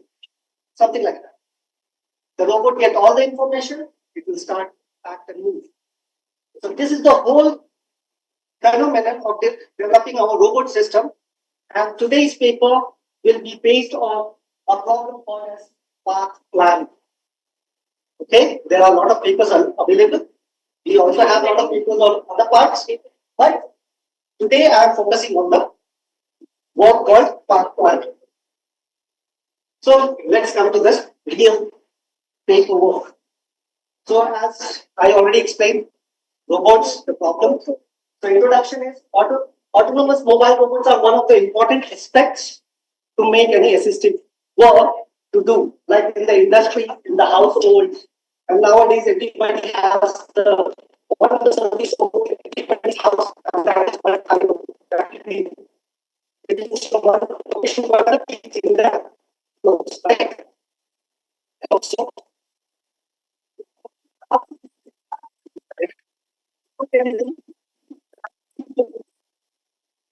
the short distance is also outside it. Right? And whatever option that we have, and something from the middle. So should go, which is a physical platform to go outside. That part of the training workforce. The second, the response and the research started working on it.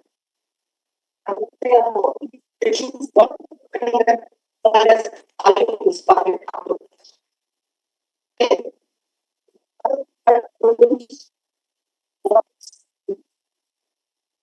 It's just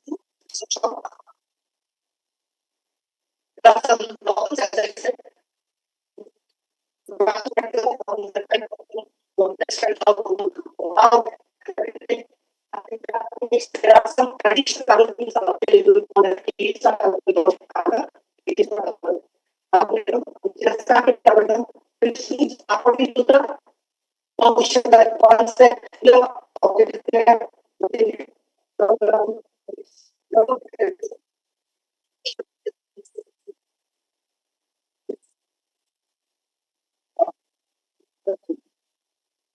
But I'm started. But already small as actually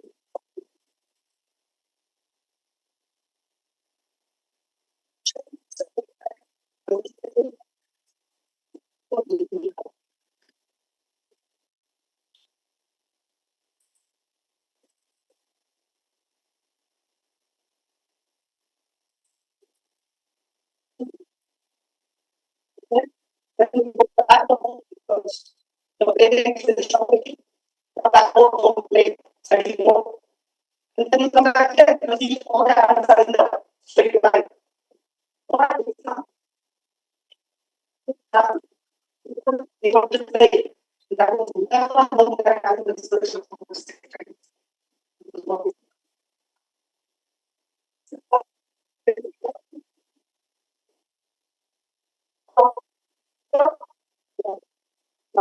That's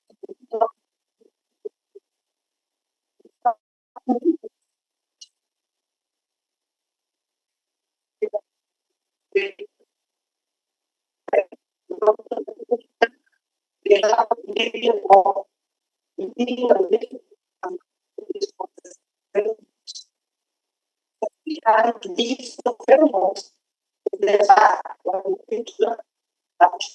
for that previous there is next time they will follow that the what saying it is the thing that I want to have it happen. Our pheromones of the intensity of the more of that less they more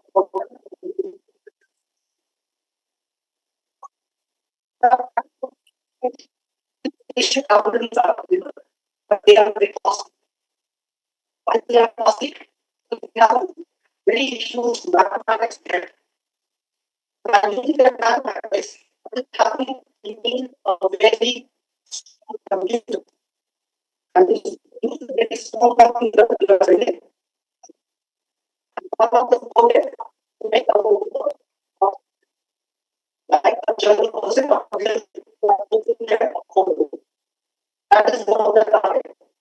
So we decided to create our own algorithm based on algorithm. And that is without using the formulas, just use the conditions. If there is a hospital, don't move. If there is no hospital, move to the next place. So if there is okay, okay, a great job. Another one. This is what we did. We created our algorithm ready for. For the algorithm, we need data environment test format. And we define the parameters for any answer there that actually used to create a box, right?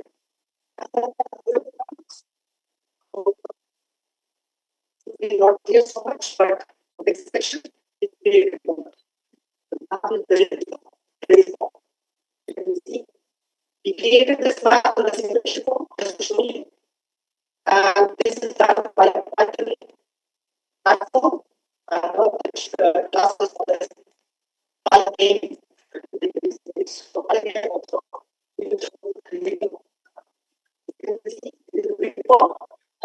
what are the obstacles? But this is the start of all zero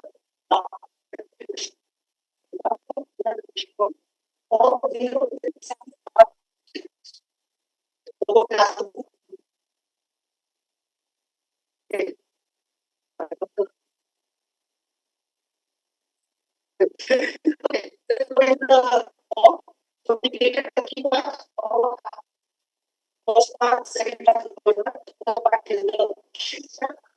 That the I started in the question is part.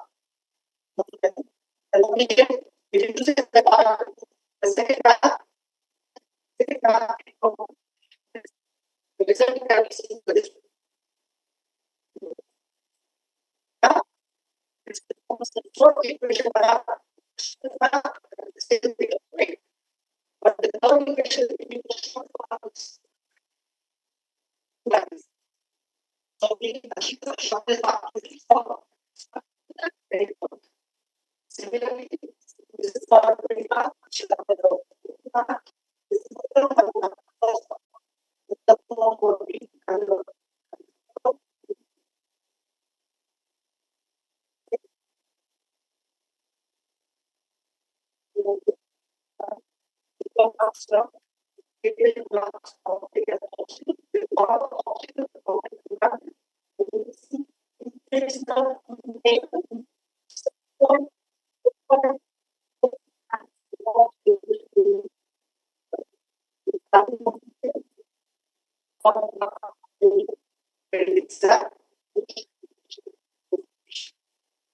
what happened?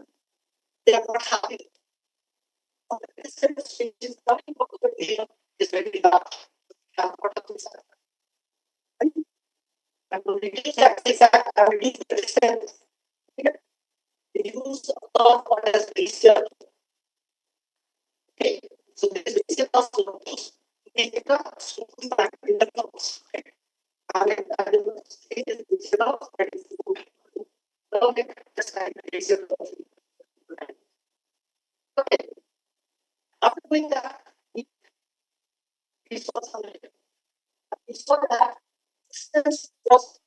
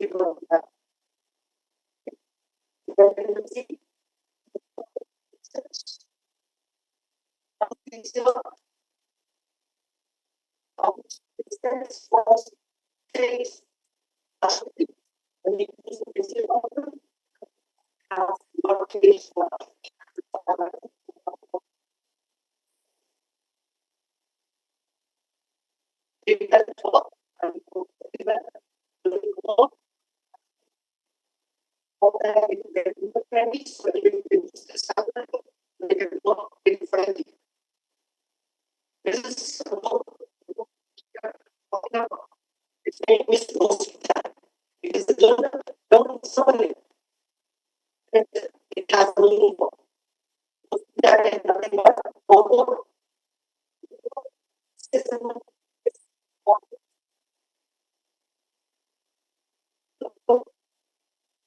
so it's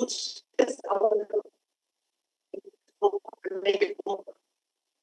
And then the last what should I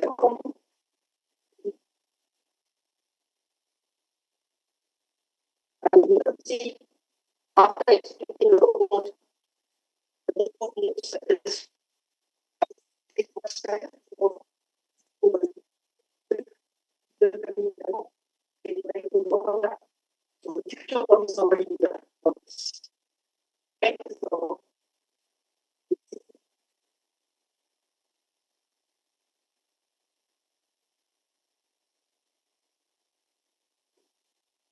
Thank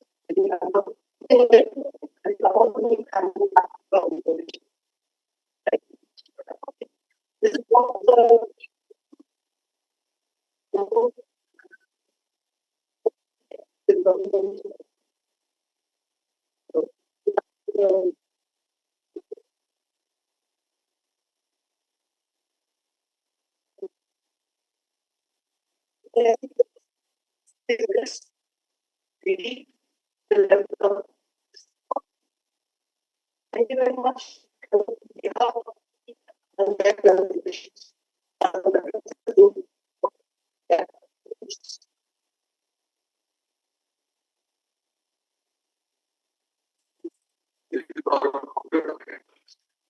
Oh, that's good.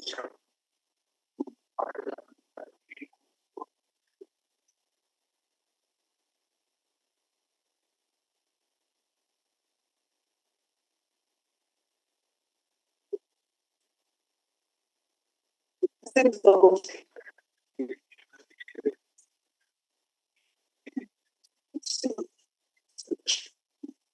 I just say for the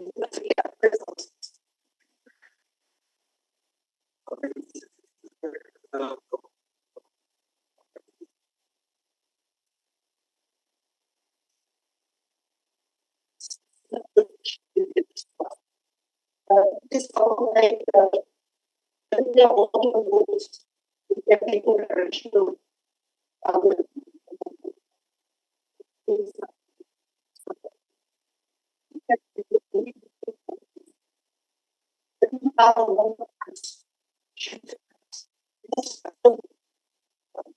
at the same time it will get more number of so if one target I know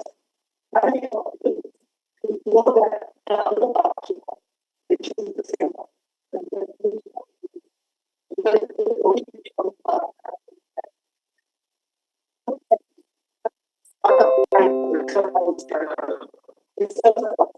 all pilots are available for their care. It's the same multi-thousand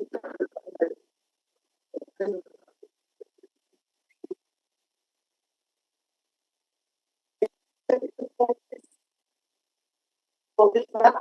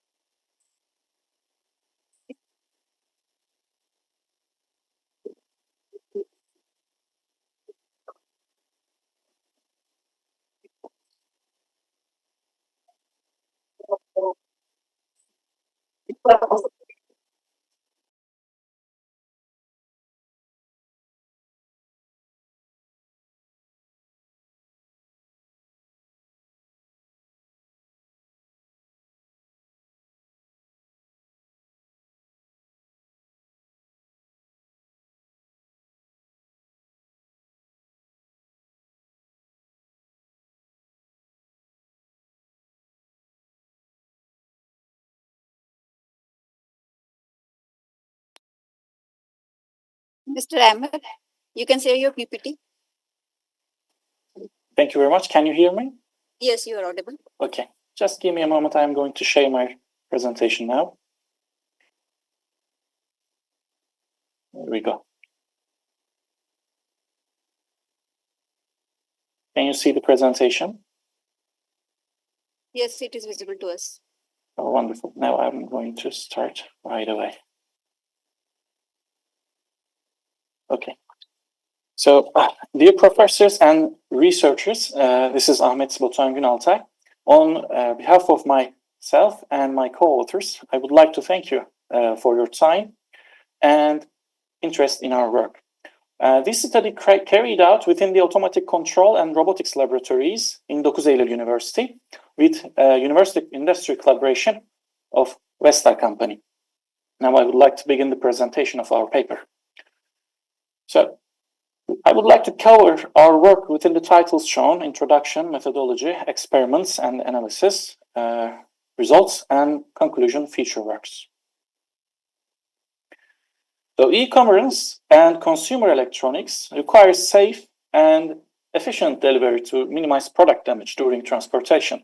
Therefore, a variety of packaging types is used to meet international standards, such as ISTA 6A, which is designed for Amazon's fulfillment and distribution system. So damage can occur due to weather, road conditions, improper handling during transportation. Therefore, packaging optimization plays a crucial role in reducing product losses. In Figure 1, we can see a protective packaging system illustrating the foam and cardboard layers used for shock absorption. This design helps to prevent damage by ensuring that the product inside remains stable and cushioned against external forces. So in order to improve the packaging quality, we need to know the accurate and precise mechanical loads on the product and, of course, its orientation. There are three key elements that are being used for data collection and validation. One is strain gauges. They measure the mechanical loads on the applied surface during impact. Accelerometers and gyroscopes can detect shocks, vibrations, and the orientation of the product. And of course, numerical analysis and simulation tools like ANSYS LS9 are used to model the impacts. However, these simulations are quite complex and require drop test measurements to be refined. So we started by exploring different simulation softwares that are commonly used for direct drop impact studies. We decided to use ANSYS LS9 due to its robust performance with complex setups for dynamic analysis. And we noted that studies reveal that drop orientation and angles significantly affects the internal stress distribution, which can introduce failure modes. Further, we explored different calibration systems, both wired and wireless, to determine the most suitable approach for our study. We also reviewed a range of white papers and application notes on electronics design topics such as PCB, step-up, analog power design, and so on. These insights helped us to ensure accurate strain gauge placement, reliable signal acquisition, and optimized PCB design for the measurement system. The Vestel company has been carrying out these ISTA 6A standard tests in order to provide quality standard for their products. Our study aims to measure the mechanical loads and orientation during those tests.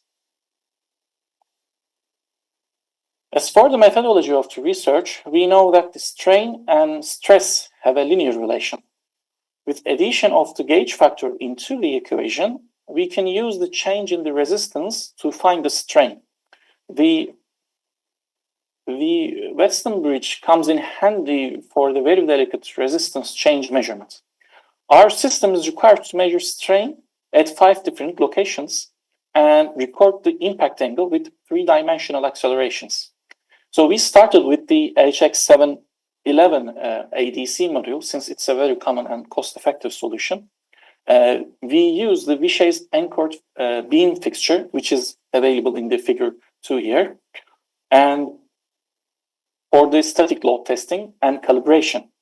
And our observations reveal that HX711 has offset and drift issues, which is also can be seen from figure 4. Offset and drift issues, which negatively affects the measurement accuracy. Therefore, we decided to use ADS 1261 from Texas Instruments as the ADC. So here you can see the complete measurement system design, the block diagram. The base design of the data acquisition card here is from the solar card team of 9 Eylül University, solar team Solaris. It's their telemetry card. Now, this data acquisition card, the base design is their telemetry card. This data acquisition card is responsible of measuring the orientation and three-dimensional accelerations here, then logging to the SD card here, and of course, the verbose output to a computer is available as well. Continuing from that, the measurement card here handles the high-speed differential analog measurements. Then the measurement card uses quarter Wheatstone bridge with temperature compensation, which is also called the second type quarter bridge, as can be seen from these figures. And then they are connected to the strain gauges on whatever location it's required to be measured.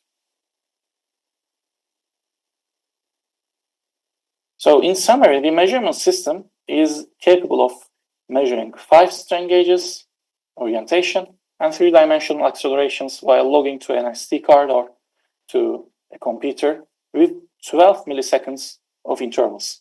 This interval is aimed to catch the fast load change in the drop tests process to match it with the analysis. So that's why it's 12 milliseconds. We can see the measurement card ready to operate here in the figure 6, and the high-speed ADC flowchart, the software flowchart in the figure 7 as well. For the experiments and analysis, our aim is to develop a measurement system that can be used in televisions. So in order to achieve that, we started with 65-inch PMMA plates as the test model. We used ANSYS LS Dyna to locate the high strain areas. Here you can see the first one and second and the third high strain areas, and we have here also the fourth and the fifth one. So after we completed those simulations, we prepared this 65-inch PMMA plate, applied the strain gauges to the locations from the analysis. The active strain gauges are applied with cyanoacrylates, and then the temperature compensation strain gauges are applied using double-sided tape to isolate them from the surface effects. Then we dropped this 65-inch PMMA plate from a height of 300 millimeters, which is one of the standard heights in the ISDA 6 standard. Now I will show you the measurements from each channel 1 to 5. So you see, we recorded these measurements using serial connection, then generated these graphics using MATLAB. In this graphic, we can see the maximum strain clearly, and also in the middle of the PMMA plate. Now I am going to show you the remaining 4 channels. So here is the second channel, which is on the left. The third channel here. Fourth channel. And the fifth one. So here in the table, we can see the locations, measurements, analyses, and the error rates. Now we think that the reason behind the variations here between the error rates is due to locations of the strain gauges. For example, channel 2 and channel 3 here and here are located close to the edges of the PMMA plate, and because of the generic material data definition which is used in the simulation. So, in conclusion, we designed a system constructed precisely and accurately measure the strain and orientation during ISTA 6A drop tests. The system includes 5 differential measurement inputs and a 9 degrees of freedom inertial measurement system. The data acquired can be utilized to refine drop test analysis and therefore reduce costs. Our results show the variation between 4.94% and 23.52% between simulations and actual tests. This is largely due to the two locations of the strain gauges and material definitions. To improve accuracy, we plan to conduct tensile tests in order to obtain precise material data. Another interesting finding is that if the package is not dropped with a perfect perpendicular angle, the internal stresses increases radically. The developed system also could be applied to various products, particularly those with sensitive electronics. Now, as for the feature works, after the 65-inch PMMA plate test, we applied the measurement system to a 65-inch television in Western company. We applied 5 strain gauges on the screen, and there's also a close-up here. You can see the active strain gauge and the temperature compensation strain gauge connected to a terminal.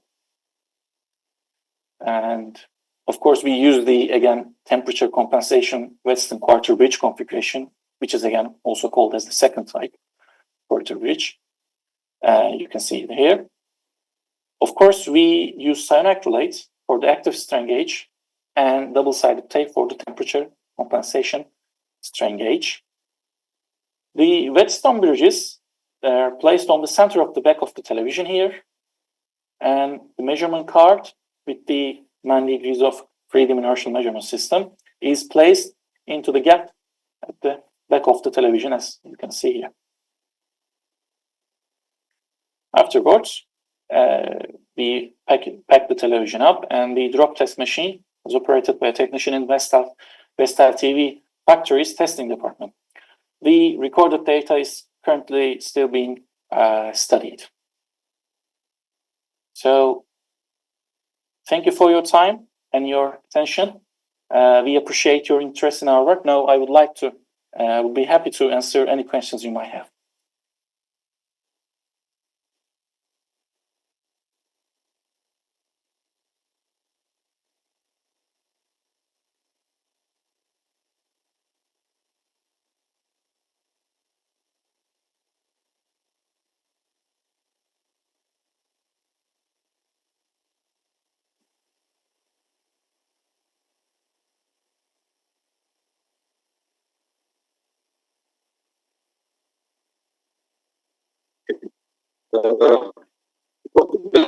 Just I would like to ask a few things. Why do the ISPS I'm so sorry, but I can't hear you. So if you can write it down, it will be just great. Can you hear me? Okay. It's not. I can't understand you. The sound is just not that great.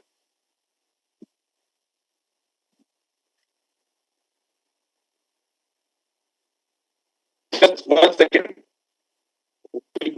I think no voice is coming.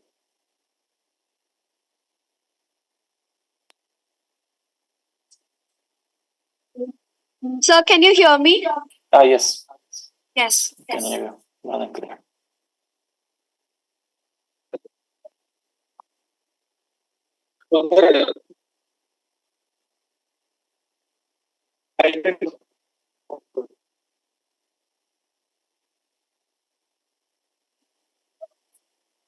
Okay, sometimes technology play different roles, right? Right. So it was good presentation. First of all, I would like to ask you one question. So why we do ISTA 6A drop test? What is the reason behind? Can you repeat it again? Why did the ISTA 6A? No, I cannot hear his voice. Just 1 second, 1 second. Yeah. Okay, can you hear me now? Mm-hmm. Okay. So, can you repeat the why did the ISTA 6A?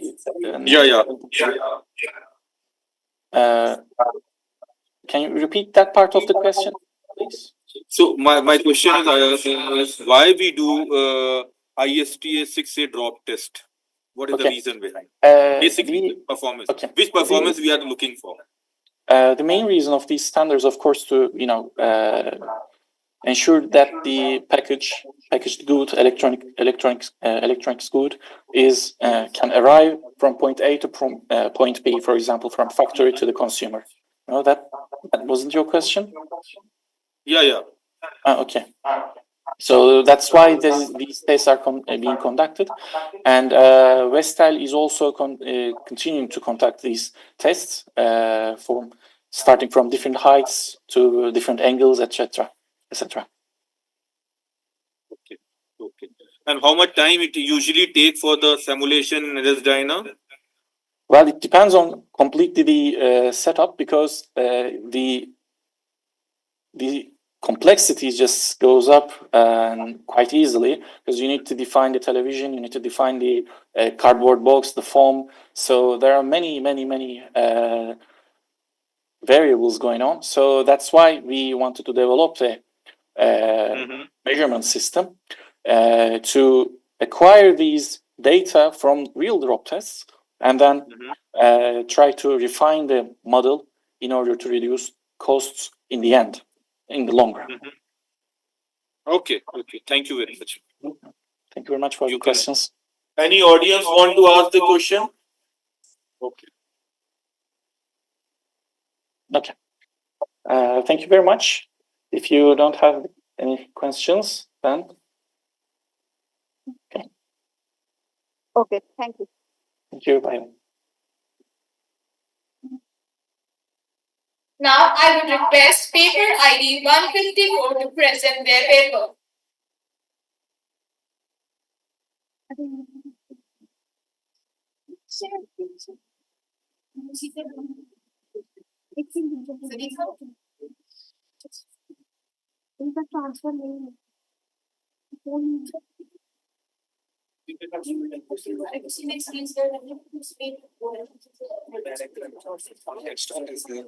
I've shown you on the doc. You have saved the file in the desktop only. Yeah, desktop only. Some 1 second.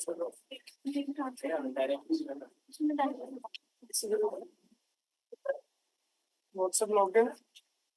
WhatsApp.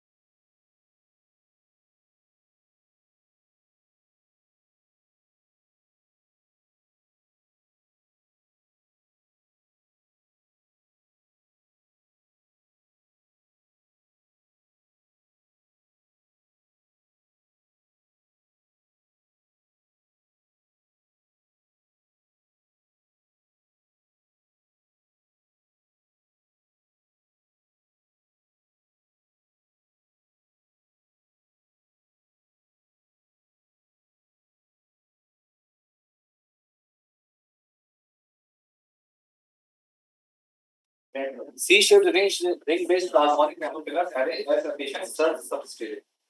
So basically, here is the introduction. Here are the content which I am going to introduce you. You have abstract part, introduction part, then the literature survey, then the proposed architectures, then result discussion, conclusion, and then reference. In the abstract part, here I am going to present the C-shaped ring-based nanopillars, which is in the shape of ellipsoidal construction.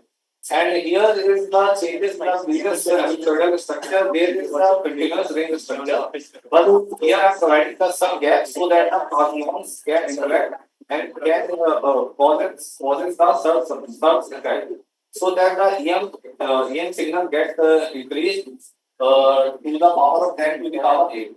And now in the plasmonic structure, we have known that there is two basic phenomena, that is enhancement due to the electromagnetic effect and then due to the chemical effect. And when they couple, when the EM effect and the chemical enhancement is going on, then there is an order of 10 to the power 8 enhancement which we are getting from this substrate. So here is the introduction part. As we know that the plasmons are the light matter interaction. How the light can interact with the matter, and there is a oscillation of the electrons and which can increase the Raman speed. And when they are propagating on the surface, then it is called as the surface plasmon excitation. And when they are localized to some nanostructure, then it is called as the localized surface plasmon. And the localized surface plasmons are causing the surge enhancement. Which is used for the detection purposes and for the sensor-based devices in the electronics. And here are the literature survey, which such as the nanosphere, nanotubes, full-shell structures, which is providing the effective surge substrate. And by optimizing the nanoparticle shape and structure, we can enhance the surge signal, which are used for the both signal means sensor-based and the enhancement. And the most efficient use are the bow-type diamond structure, which are used recently. But there is one effect that the bow-type diamond structure is very small cross sections, so that the energies which are attaching on that substrate is very low. So we want to increase the area so that the more analyte can attach to the surface, so that there is more number of interaction in the substrate part.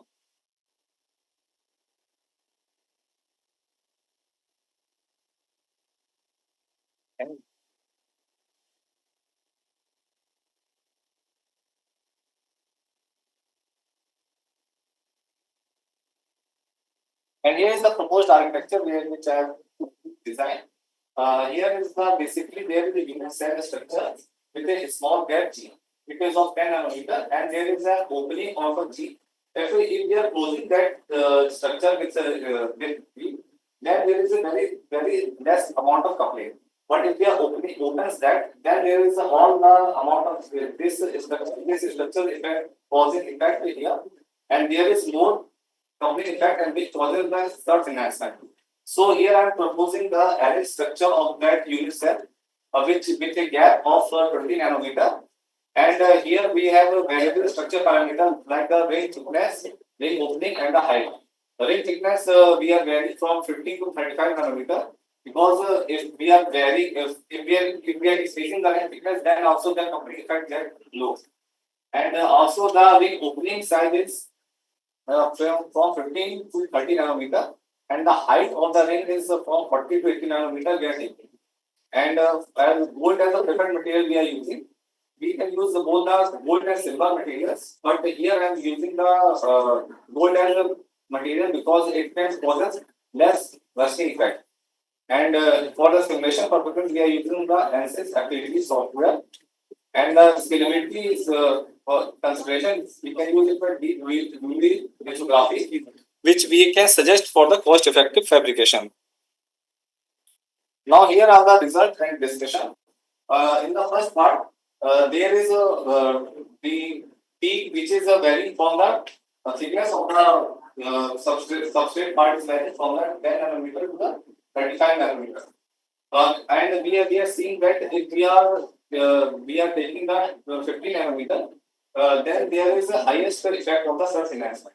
Here is the EM signal, and here is the EM surge enhancement. EM surge enhancement is the power of the EM signal enhancement. This is the full power. And if we are taking the gap varying from 35 nanometer to 75 nanometer, we see that at the 35 nanometer gap we are getting the enhancement at power 10 to the power 6. And if we are taking the height from 40 nanometer to 80 nanometer, then we are getting that maximum surge enhancement at 40 nanometer. And in the fourth part, we are dealing with the chemical substrate. We are taking the AU and AG, and we have seen that AU is showing some less amount of enhancement as compared to the AG.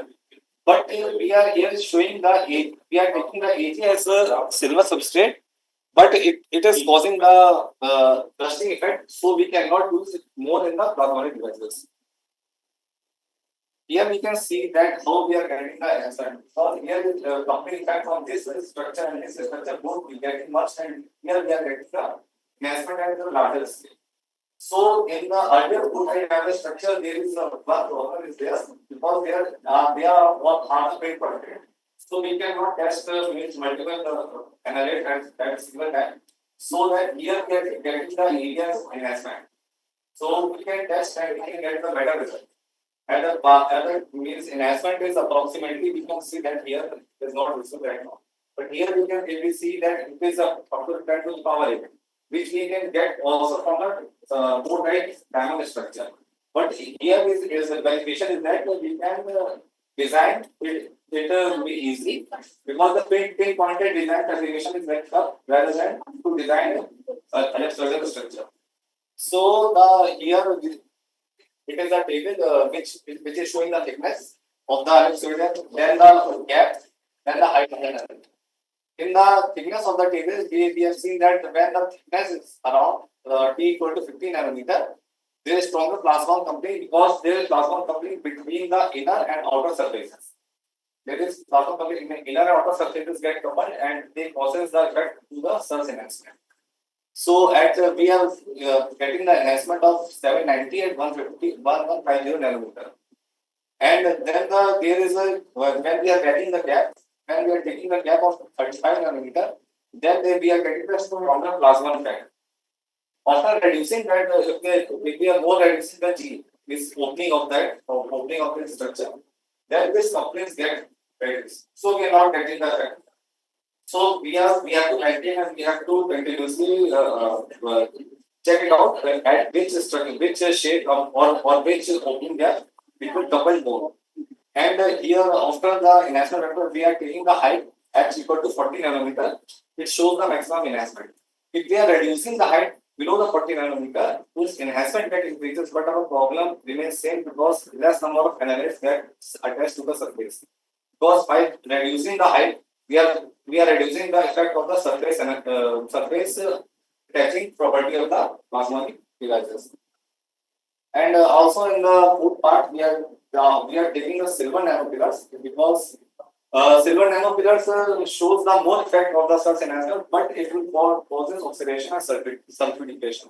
So we are suggesting to take the gold nanopillars rather than the silver nanopillars.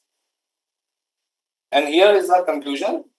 In this slide, we are presenting that efficient surge substrate of the C-shaped ring-based nanopillars, which demonstrate a high surge enhancement of power 10 to the power 8. And it is also tunable by varying thickness. We can get our tunable frequency on which analytes which we want to check it out. And it is also showing the optimized structural parameters, which we are highest enhancement. We are getting a T equal to 50.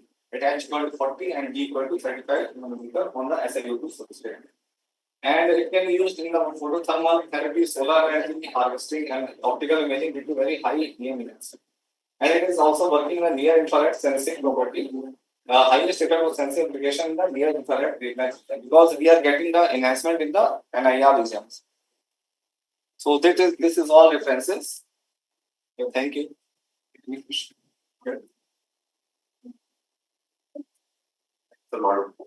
So Yes, you said that you have taken the separation between the two rings, the 20 nanometers, right?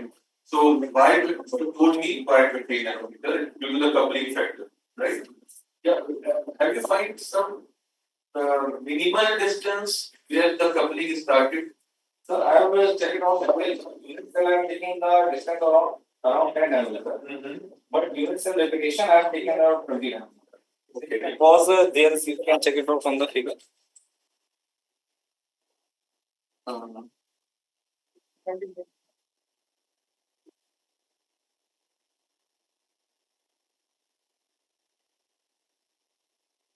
Here, this is the only unit cell which I have taken the gap at 10 nanometer, means 10 nanometer, 10 nanometer, 10 nanometer.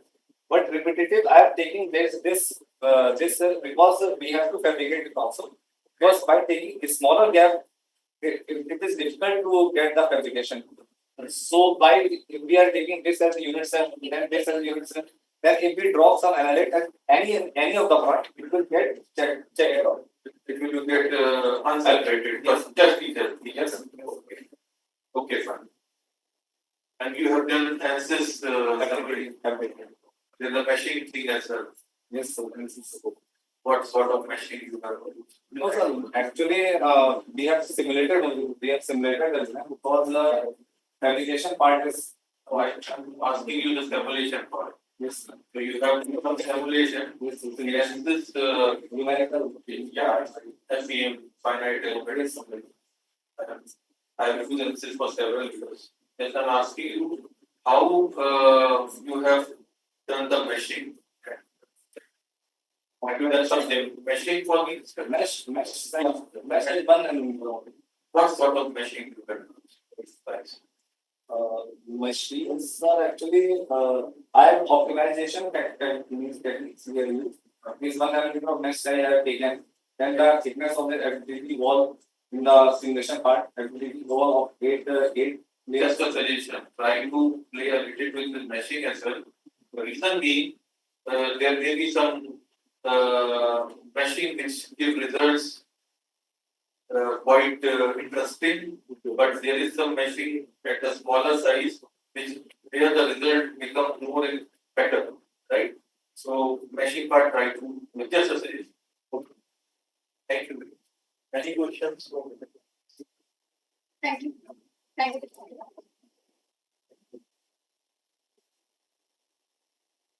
I kindly request the presentation be kept for duration of 7 to 8 minutes for the greatly contributed for the smooth flow of the session. Now I would like to request paper ID 299 to present their paper.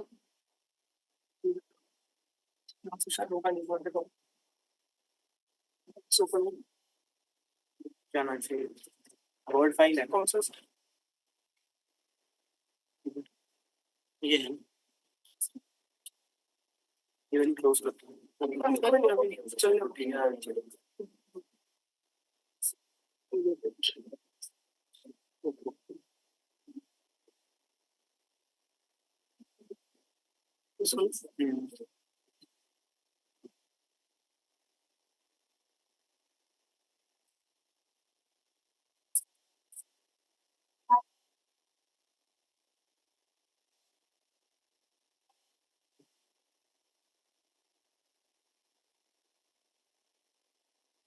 So very warm afternoon to all DICE members and all members present here. I, Rakesh Kumar, PhD student under Dr. Sarika Khan at NIT Tarapur, presentation of MPS modified CO2 oxide serial heated surface plasma resonance sensor for biomedical application. As you already finding that we are working on biomedical application, that means we are designing some sensor. And why? Because there are lots of challenges during design of sensor. Previously used sensors use markers like ELISA, SURS, etc. These are used markers. But we are working on sensors. These are plasmonic sensors. These do not require any marker, and it will enhance the sensitivity of the sensor, and as well as cost effective also or time saving also, and it also saves labor.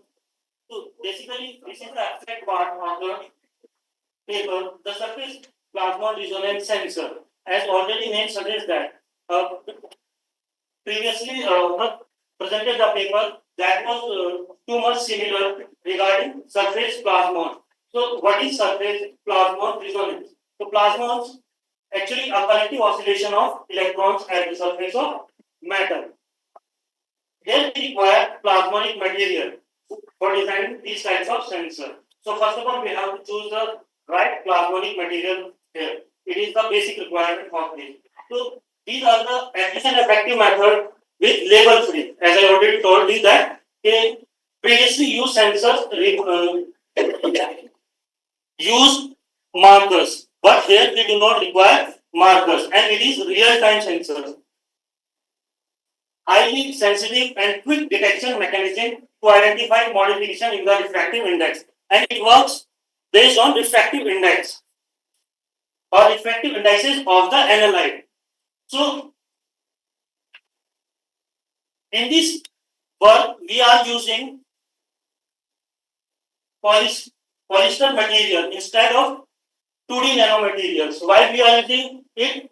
Because the stability or specific design of the material is very difficult in case of 2D nanomaterials, but in case of polyester it is very easy, and it is tailorable also. We can tailor the array of the analyte or detecting material. So here we have designed the sensor. It has sensitivity of 295.27 RIU inverse and detection accuracy of 0.3584 and FIM is 43.02, which we have achieved through this sensor. And the simulation was performed by using MATLAB software.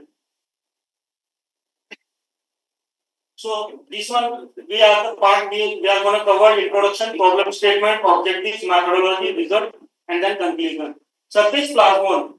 Basically, it's an optical technique used to measure molecular interaction in real time. And SPR occurs when plane polarized light hits a metal film under total internal reflection condition. So basically, there are two parts.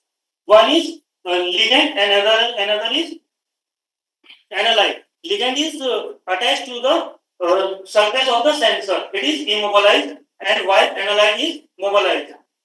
So what we do? So here we are using prism coupling design, also called transference configuration. It is an effective method for realizing surface plasmon resonance sensor structure. So we can see the transference configuration here. So here this is a prism. This is TK7 prism, and its RI is 1.515, and this is your gold plasmonic material, gold film, and then we are using here modified MPS, polyester material. So we also call it BRE there, and this one is your surface plasmon wave. Why? A collective oscillation occurring here, and our evanescent field is generating there, and due to which it penetrates the net of the analyte and interacts with the molecule. And here we are providing a monochromatic source of light having wavelength 633 nm, and here we are detecting using a photo detector, or we can use here OSA also and CCD. So actually, what is happening here? This is your resonance is occurring here. A resonance, a maximum energy is interacting with the analyte at that time. And if we what happens as the eye changes, the shift in resonance angle occurs here. So through which we determine we find out the biomolecule that we have, which is present in an analyte. We detect the particular biomolecule. So performance parameters, we are detecting here sensitivity, we are work on the sensitivity. So what is sensitivity? Change in resonance angle with respect to the analyte RI. And what is FWHM? It is inversely proportional to the detection accuracy. And what is FOM? FOM is nothing. It is the product of sensitivity and detection accuracy.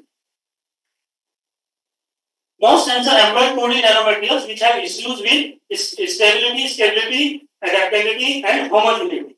As I already told you that researchers are currently putting a lot of effort into utilizing polymer nanocomposites to boost the sensitivity of SPR sensors.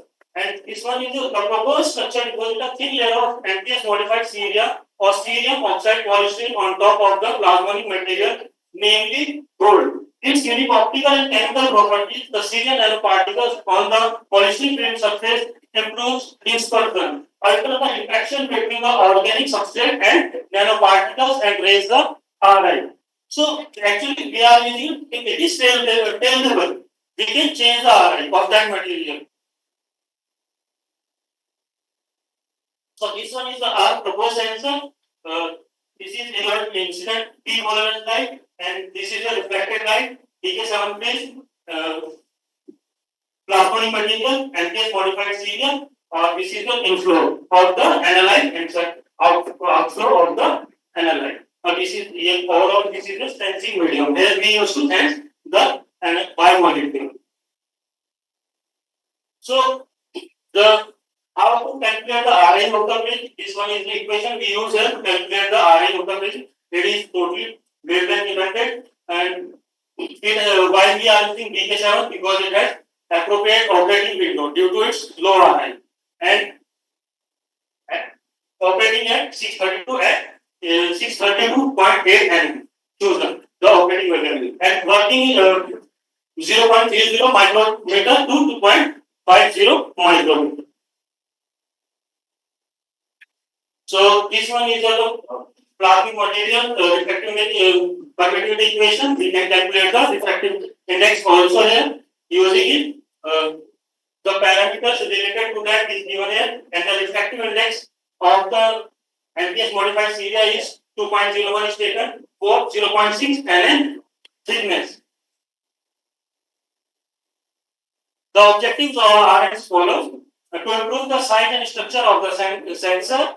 To improve the real-time sensing using suitable material or sensitivity of the sensor and resolution of the sensor to detect the biomolecule efficiently.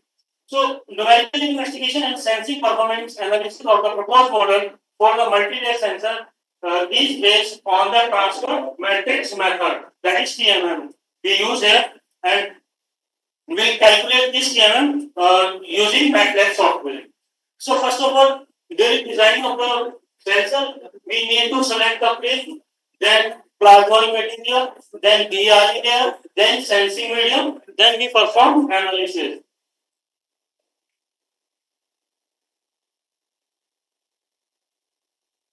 So first of all, we have to optimize the thickness of the plasmonic material, and we optimize the thickness of this plasmonic material with the help of MATLAB platform, and then we have find out the sensitivity for the conventional sensor, and then propose SPR sensor.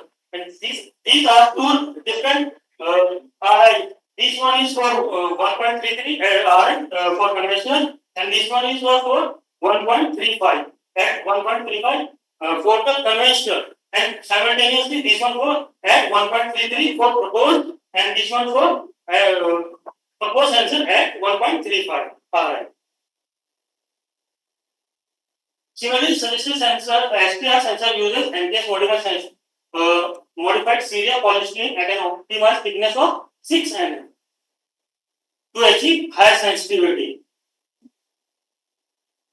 So here at 1.33 we have achieved 265.43 RIU inverse sensitivity along with FWHM of 7.75 degree at 1.33.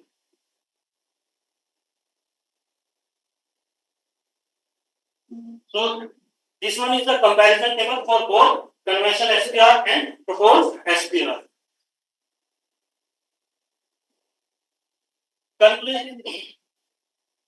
To increase, we have used the cerium oxide to increase the sensor sensitivity, overall sensitivity, and final sensitivity we have achieved at 1.35 to 95.27 RID inverse and FM of 43.05, which is greater than the SPR conventional SPR sensor that have previously reported.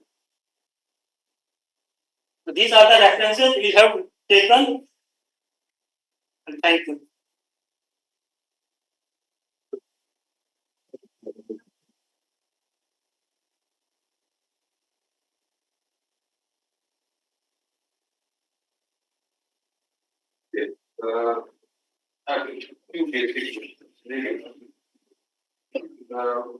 What exactly you understand by 2D nanomaterials?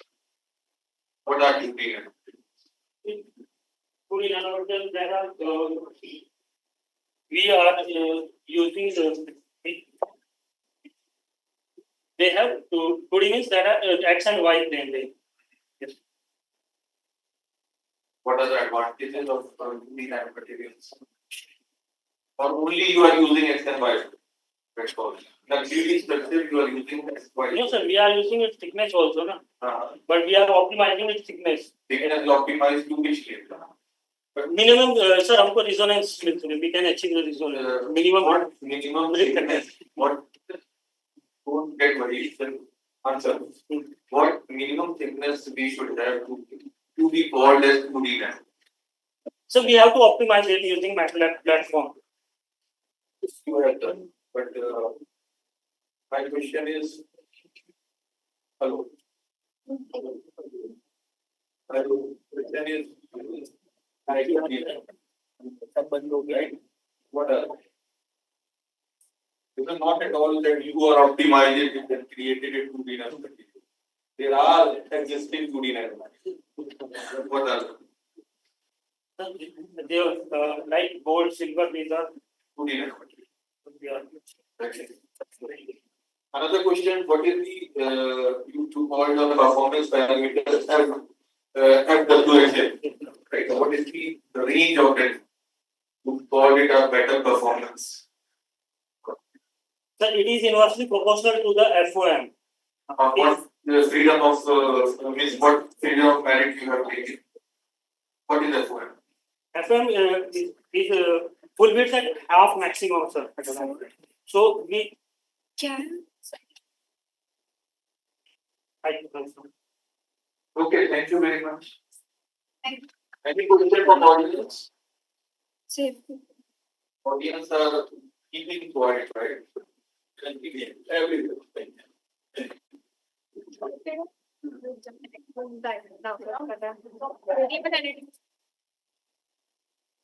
Now I would request paper number 4E2 to present their paper.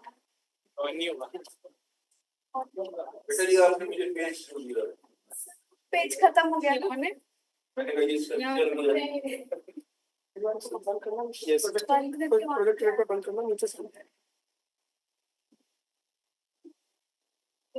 हो गया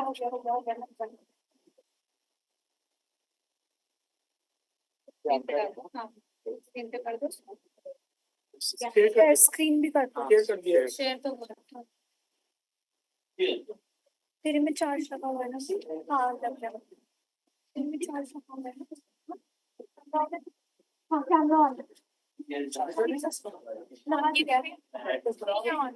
नहीं है brightness कम करा क्या नहीं इसमें दिख रहा है मेरे से राइट लेफ्ट ना हाँ थोड़ा डिले है क्या इसके राइट लेफ्ट में नहीं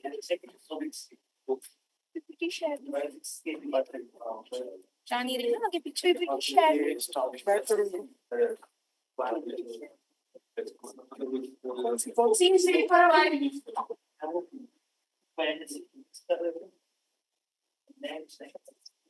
अब हो गई ना हाँ अब हो गया is it smooth let me check हाँ ठीक है A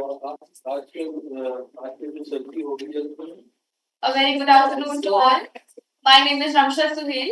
I am currently Junior Research Fellow and I'm currently pursuing my PhD from Indira Gandhi Delhi Technical University for Women in low power VLSI circuits. My topic for today is high performance Neoteric DG Indeed MFA design and analysis using Indito buffer at 16 nanometer. So this will be the agenda for our conference today. I'll be quickly going through the introduction and literature review due to the time constraint. Then I'll quickly share the comparative analysis of the various full adders I have studied during the entire research process. I'll be covering the research gaps, motivation, simulation framework, the flow chart, and I'll come back straight away to the novelty and its functionality. So the VLSI industry is increasingly prioritizing the achievement of higher speeds, enhanced reliability, and compact silicon areas, and of course the protracted battery life due to its increased demands of portable devices. Digital circuit design involves both device architecture and circuit topology, which define the underlying transistor technology and the arrangement of circuit components. Now, these can be seen through two perspectives, primarily from device architecture and circuit topology. Now, I have given here the list of the two perspectives I was talking about. So, based on the device architecture, we have the following planar MOSFETs, DG MOSFET, CNFETs, FinFETs, TFET, GAFET. TFET and GAFETs are the recent ones. Based on the circuit topology, it can be divided as CMOS logic, PTL logic, TGL, domino, GDI, and Indido logic. Now, we all are aware of full adders. We have 3 inputs and 2 outputs, and the block diagram and the circuit diagram of the full adder can be seen here. DG MOSFETs, double gate MOSFET is a 4-terminal device with the source, drain, and 2 gates positioned on the opposite sides of the channel.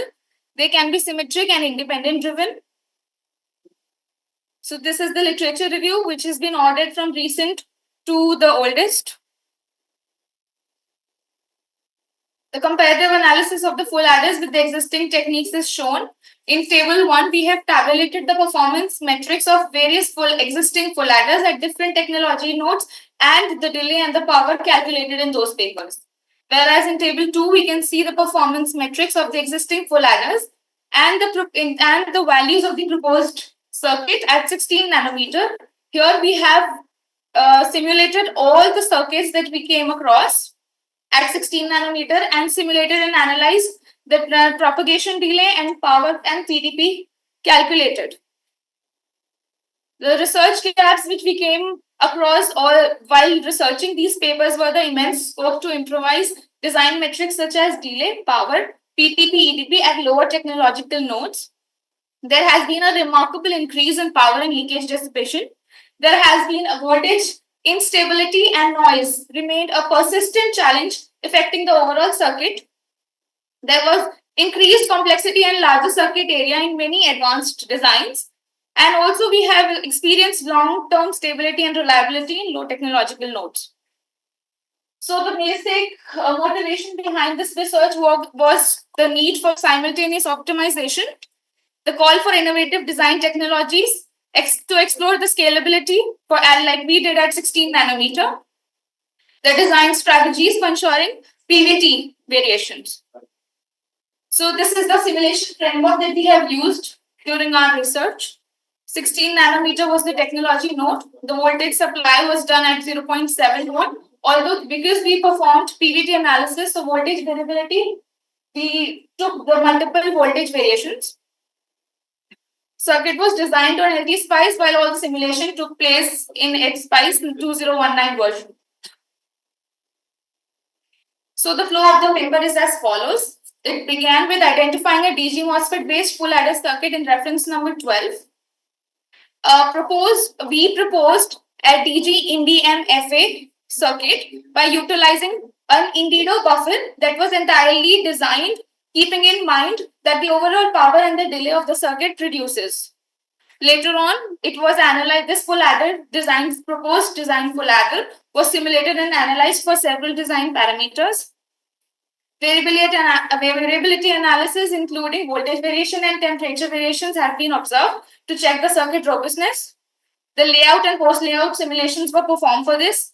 Now, as the results obtained from this proposed full adder were quite crucial, which led to our proposal of an application circuit from the proposed full adder circuit, and later on we calculated and analyzed the same circuit and also end up getting the layout and the post layout simulations for the same. So this novel hybrid technique is designed for the development of a full adder that is reliant on input dependent inverter domino logic integrated with a double gate MOSFET. The circuit configuration consists of two subcircuits: full adder configuration using MUX, XOR and XNOR modules, the Indigo buffer circuit using DG MOSFET. This is the block diagram of the proposed DG Indi MFA circuit. This is the schematic diagram.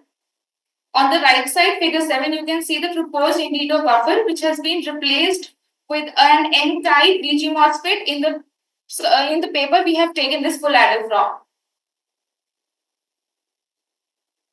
So a little bit about the novelty. The proposed architecture is designed to optimize the circuits, full adder circuit that we have taken from, and it guarantees minimal power consumption and rapid speed, thereby expediting the development of low power VLSI design.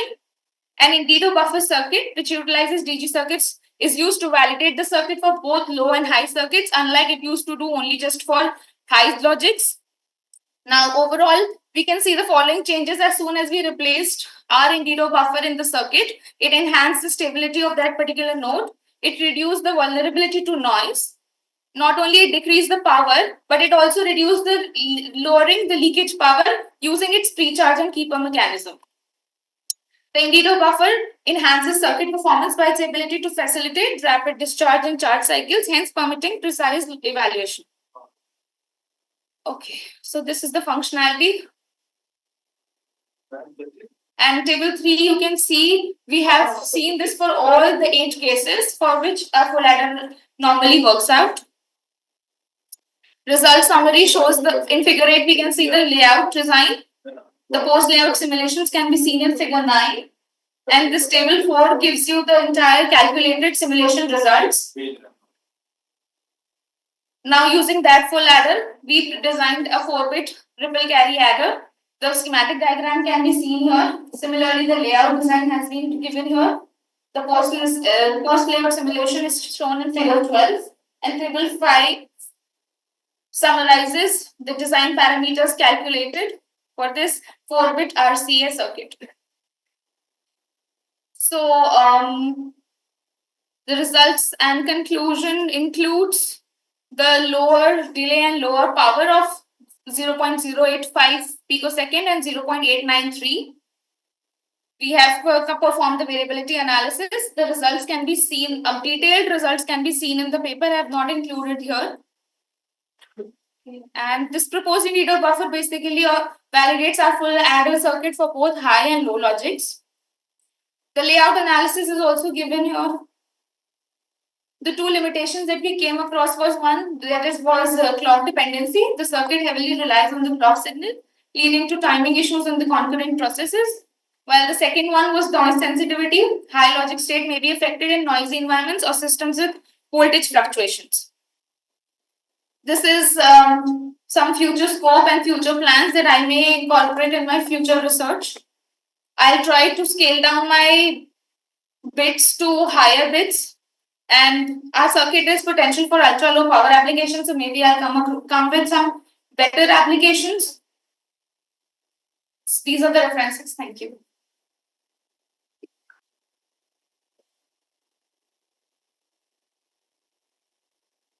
ये अपने आप ही stop हो गई शायद. We are working in early. I want to ask you a few things. SPICE. Yes. So in SPICE, how you have chosen 16 nanometer library? There was a model file available. This was collaborated also. I have one of the column, but then was the library. She shared the library. Because the library check will always there. Not only that SPICE, there is such an option everywhere for library. मैं इसको हटा like I even it's not 16 nanometer means again open कर दो direct open हो जाएगा 45 nanometer again available easily, but 60 nanometer lesser than that is not easy to get. Yeah. Okay. So from the conventional one gate MOSFET, right, and the two gates MOSFETs, what advantage you have seen? Like I have also worked with single MOSFETs. So there has been a significant glitches that has been observed. And there has been a lot of leakage power and power while it comes to on the opposite side, so there is a better voltage control. We can have Better, but area that yes, this was a desk. power सही है अब सही Desk design for even the transistor. तो खत्म होने वाला है Yes. This will reduce the overall power consumption which we have towards simulation analysis, that the overall power consumption as well as the data trade-off we were able to balance. how many transistors you have used? Sir, we need to change the components. I have to see the total transistor. इनका नहीं है चला जाएगा Because the number is little higher than what you are quoting. So there are more than ये भी इनका You have to find it above the 25 and what problem you are getting. Sorry, background ये correction issue that can be the design of the layout. There can be ये दिखा दो ना क्या जा रहा है switching activity may get order. Why you have to why is not why or okay leave it, why you are not going towards the My first सही बात है इससे ठीक लगे nonsense but another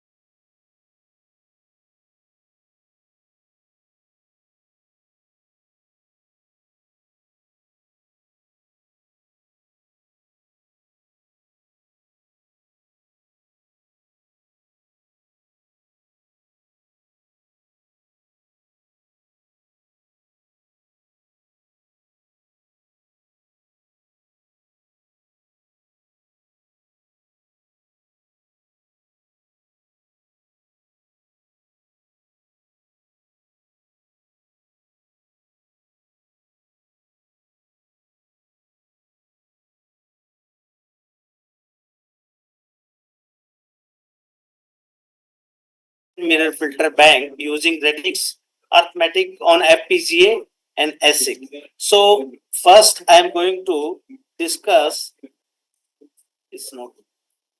But sir यहाँ पे double tap करने से जाएगा so first I am going to discuss what the presentation. I am going to discuss introduction, proposed methodology, result, and discuss comparison and conclusion. So in this case, so first thing, the filter bank concept of filter bank, where it is started. So first time the concept of filter bank that is introduced in 1976 and means to reduce the effect of quantization noise. The it is frequency domain coding. In this case, we are dividing our input signal into number of bands so that each band can be independently processed. And in this case, we are analyzing our signal with the help of this set of band pass filter. So we are saying that this portion is known as analysis, and then we are downsample each subband because we can independently process each subband. Okay, for example, we know that most of the information is lying in lower frequency range. So instead of processing whole band as your signal, so you can process your signal selectively. So and the receiver side, there is processing unit is there depending upon application to application, and at receiver side again we upsample and then synthesize with the set of band pass filter. So in this case, this set of band pass filter is known as synthesis filter bank. And ideally, if you calculate the transfer function of the system, transfer function is nothing but y of z y of z divided by x of z. So in this case, in ideal condition, it should be pivot delay system. Means pivot delay system is t of z should be equal to z raised to power minus k. So in this case, your output must be equal to exact replica of your input signal. But because of downsampling operation, subsampling operation, there are three type of distortion is introduced. Subsampling operation means we are reducing the sampling rate below the Nyquist criteria. So there will be aliasing distortion, and in this case, this composing filter. This is LTI system. This is also LTI system. So in this case, because of non-ideal nature of these filter, there is phase distortion and amplitude distortion. So to reduce aliasing distortion in sub-encoding, the concept of quadrature mirror filter is introduced in 1976, and first time speech coder with the help of QMF was developed in 1977. Okay, so what is two-channel quadrature mirror filter bank? Basically, we are dividing our signal into two bands. With the help of these two analysis filter, and there is downsampler is there, and two upsampler and two synthesis filter. Okay, so in this case, if you want to design this structure, you have to design these four filters, and this two-channel filter bank is known as quadrature mirror filter because one filter is mirror image of other one. Due to that, it is known as quadrature mirror filter. So in this case, if we, for example, if we have to design problem, we can drive from the analysis part. If we do the analysis part,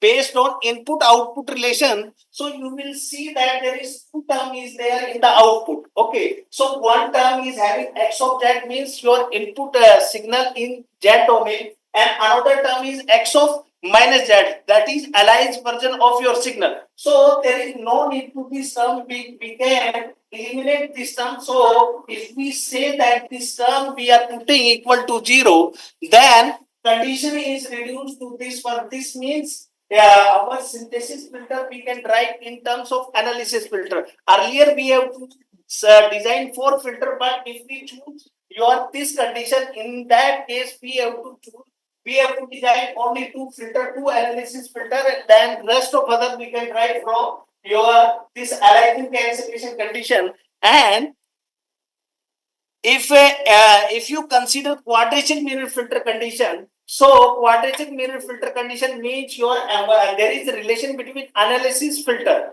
This based on this condition, if you consider your one filter is mirror image of other one, in that case your h of z is equal to h of minus z. So if you consider this, then your design problem is reduced in terms of single filter. We have to design only single filter. So we can say that design problem of your quadrature mirror filter is nothing but we have to design single prototype filter. So in that case, if you consider your prototype filter as a linear phase filter, so FIR filter, there are 4 types of filter is there. In that case, we have to select either type 1 FIR filter or type 2 FIR filter. So in this case, if you consider type 1 FIR filter, in that case at quadrature frequency this term is going to become 0. So that is not required for perfect trigger section condition. So we have to choose your type 2 FIR filter, and in that case your frequency response of the filter is this one. So if you see within this curly bracket, if you assume this is equal to 1, then this frequency response is nothing but delay function. Your delay function. So you can say that this is your perfect trigger section condition. But if this is not satisfied, in that case there is amplitude distortion is there. So in this case, our main objective is to reduce this amplitude distortion. In literature, first systematic approach for designing quadrature mirror filter that is proposed in 1976 and 1980, Johnson, and he has formulated the design problem in frequency domain. And after that, in 1994, Second approach is proposed, same approach is proposed, but that approach in time domain. So in researcher have developed either in frequency domain or in time domain. So in this case, we have problem in literature. If you go the literature of these two channel filter bank, researcher has considered either passband region or stop band region or reconstruction error. They have not considered transition band simultaneously. So in this case, in this problem, we have considered pass band, stop band region and transition band region simultaneously. So in this case, for example, if you consider the design problem of your filter bank, in that case, researcher have considered this condition. Mean in pass band region your response is 1 and in stop band region your response is 0, and they are not considering the response in transition band. Okay. So, but if you do the analysis part of two channel filter bank, then condition is this one. And if you evaluate this condition at quadrature frequency, then this is reduced to this one. This is nothing but magnitude response of your prototype filter at quadrature frequency. So, if you include this condition in this one, then your design problem is reduced to this one. Okay. So in this case, we have formulated your this design problem in such a way that your prototype filter response is this one. So in this case, that design problem formulated like this one. We have considered the error in pass band region is this one, error in stop band region is this one, and transition band region is this one. And finally, we have calculated, we have formulated the objective function like this. Okay. And in this case, we have used sparse particle swarm optimization. That sparse particle swarm for solving this problem, that sparse particle swarm optimization have been used. So we are taking this step for designing of your filters, and in this case we have taken these design specification and we have calculated these are the performance parameter. These are the performance parameters. So in this case, we are saying that the perfect reconstruction error is reduced to 10 to the power minus 2. Earlier, whatever reported algorithm is there, in that case, reconstruction error is not reduced so much. This is your prototype filter response, and this is your filter bank response, and these are the error flow. And in this case, we have compared this algorithm with earlier of this algorithm also.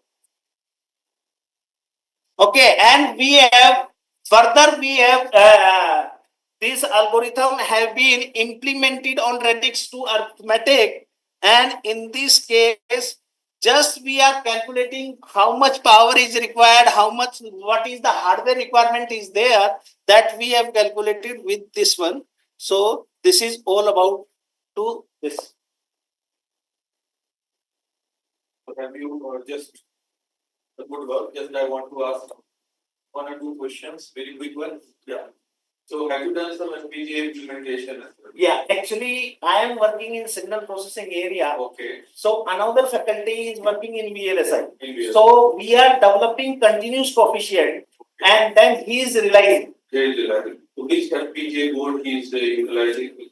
Any idea? I don't remember the exactly, that is mentioned in paper. Okay. And ASIC also he is doing. Hi. So ASIC means he will make. Actually, in filter design, we are calculating the filter coefficient. Okay. And filter coefficient, if you go for hardware implementation, in that case, you either go for FPGA or ASIC, and in that case, there are two techniques there. Either you have to use multiplierless, and if you further reduce for hardware reduction is there, in that case CSC and other algorithm is there, but how they are doing, I don't know. Any question from the silent audience? Okay. Hi, sir. Thank you, sir.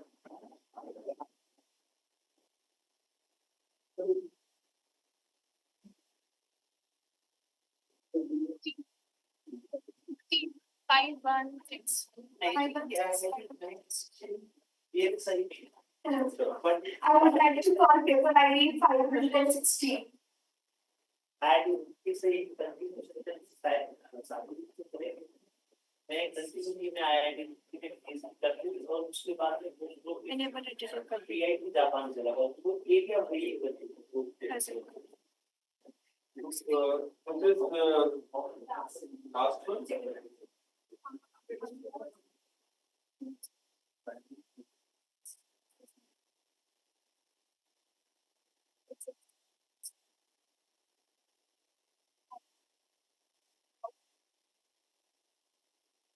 Good afternoon, everyone.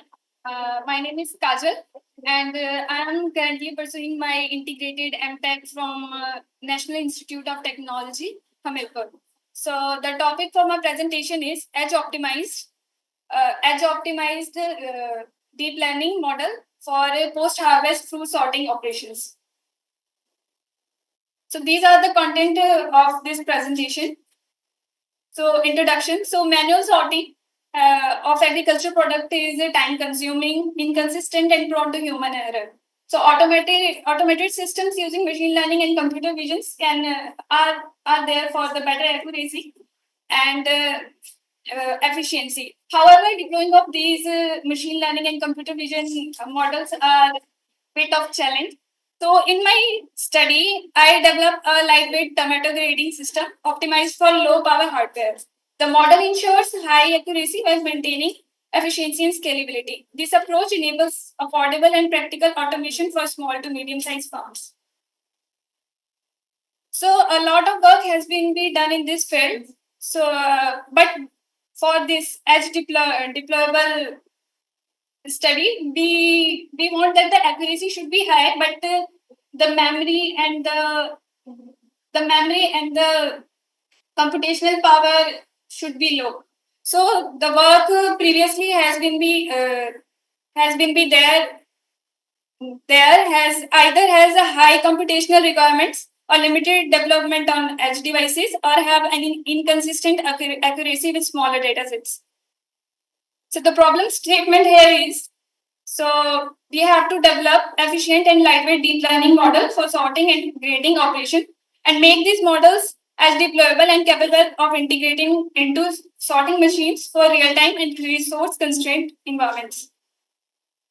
So these are objectives. These are same like to develop lightweight edge deployable deep learning model and to evaluate the performance of the developed model on a custom data set and to convert the model into edge deployable for deploying in the sorting machines. So the methodology we have used. So first there is a data collection. So we have customizably manually collected the data set of tomato images having a wide range of ripeness level and grading and quality grades. The second one is the data annotation. The images taken were classified into 5 categories manually. Grade 1, premium quality. Grade 2, good quality. Grade 3, acceptable quality, immature and spoiled. So the pre-processing it is done after that, like image resizing, normalization and data augmentation for enhanced quality and variability of the dataset. After that, semantic segmentation has been done. I have used a U-square net to remove the background of the tomato images for facilitating precise classification.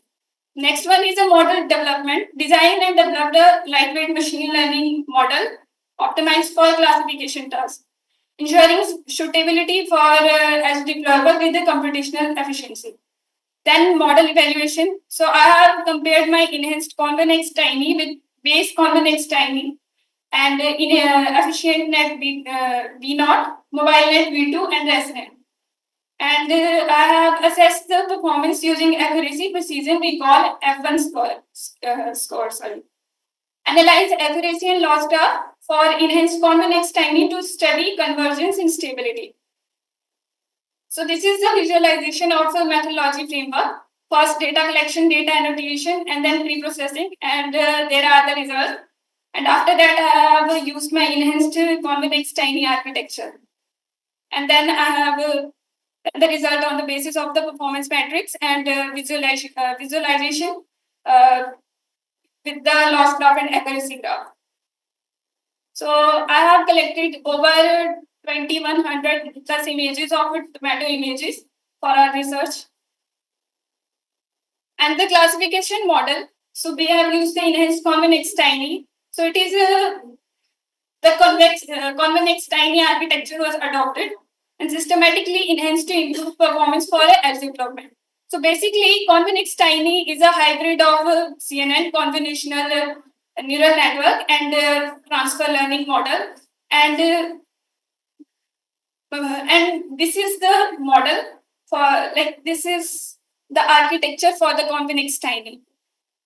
So we have made some modification to the existing base convex tiny. So we have used like squeeze and excitation block. So it is a channel-wise attention, improving feature selection. So in squeeze and excitation block, like it focus more on the features which are more important and give less weight to the irrelevant information. So second one is a global average pooling. So in this, we have replaced the classification head with a gap layer, reducing parameter count and enhancing computational efficiency. And we have done pruning, removed less important weight and neurons. Next one is a drop path regularization. It is used to prevent overfitting and improve generalization. So this is our enhanced convex tiny. So we have used the convex tiny feature extractor from the convex tiny, base convex tiny. And these are the layers we have modified.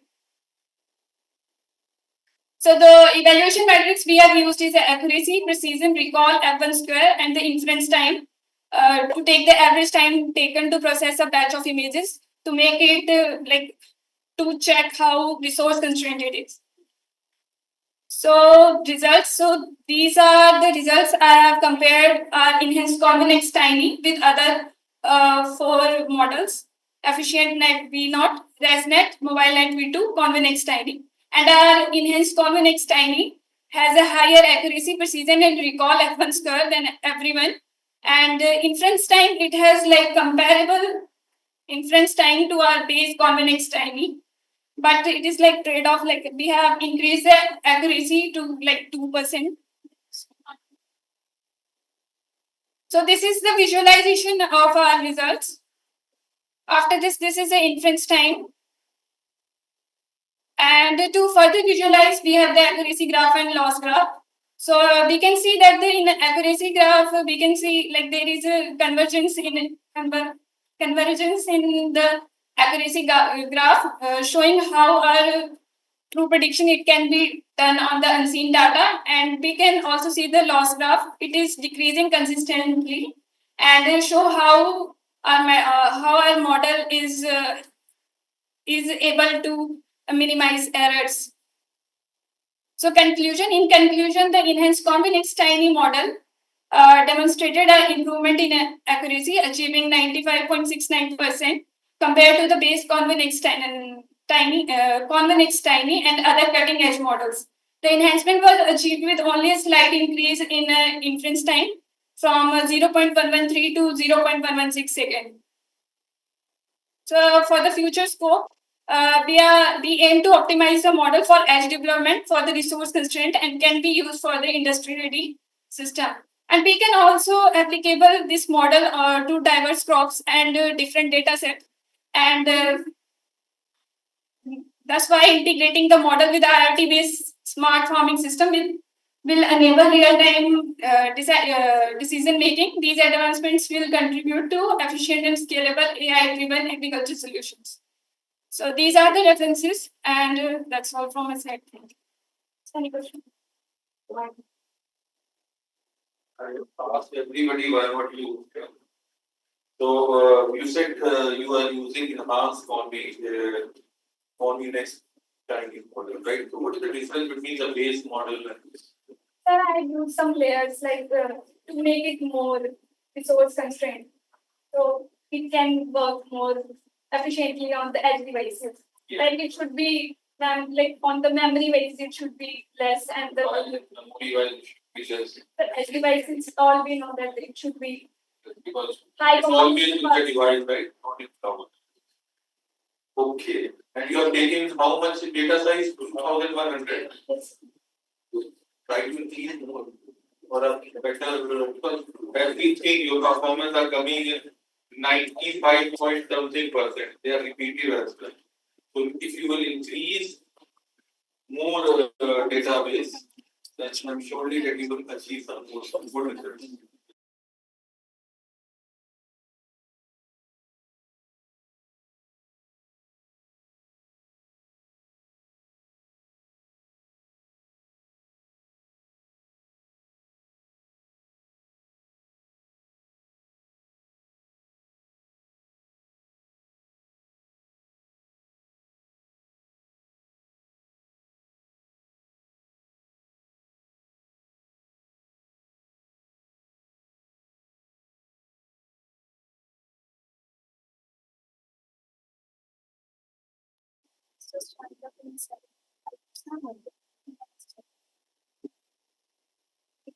Good evening. Good evening, everyone. So I'm Monica. I'm a design faculty with an engineering background. So this is a part of my classroom project. Like last year, I have introduced a subject as inclusive interface design. And for that, my students want to work for creating an interface for elderly people. And for that case, we are mostly determined that they will use the interface through voice. But with voice, they want to test what happens when we use voice because we cannot test that in an interface. So I just try to assess some methods, pre-existing methods that yes, whether which type of method can be used in the interface. And as they are design student, they are not very proficient with coding, so they can easily integrate this particular method and can check that the interface they are trying to provide for elderly is helpful for them. So my paper title is Assessing the Performance of Adaptive Line Enhancement Algorithm for Noise Reduction in Audio Signals. Because when we talk about an interface, cause and they are speaking something, we need to filter it out and check that the signal is properly heard. Because with every elderly and with every people from different section, even if I talk about India, every person has a different dialect depend on the region, and the tone is different. So how to understand that tone, and if I am giving that accessibility interface, I want to see that whether their tone is recognized or not. So as a design student, they just develop the interface, but they don't have the feel that what exactly happening with the interface. So I just tested this particular experiment so that they can also see it. So this is the structure of my paper, starting with basic introduction of ALE and the literature review, followed by the methodology used for it, some result and discussion, and conclusions. So the motivation is to compare the adaptive filters like least mean square, FLMS, NLMS, BLMS, and RLS for noise reduction in audio signals, and to mostly emphasize on the filter choices, various parameters are required so that it can be easily done, and on the basis of that, the accessibility standard, the UI can be improvised. So the research sheds light on implementing and comparing adaptive filters for noise reduction in audio signals, stressing the importance of optimal filter order. Of course, when I'm creating the interface, I'm not directly using these terms, but I need to minimize that so that they will also able to understand and present a interface that is understood by other elderly people if I'm considering, or other inclusive categories. So this is an adaptive line enhancement diagram. So the signal is given represented by SN, and there is an error signal, and we are just using a adaptive line enhancement decorrelation stage to filter out the signal and predict the signal. So these are some of the applications like noise cancellation, signal prediction, adaptive feedback cancellation, and echo cancellation. And these are the type of adaptive filters existing.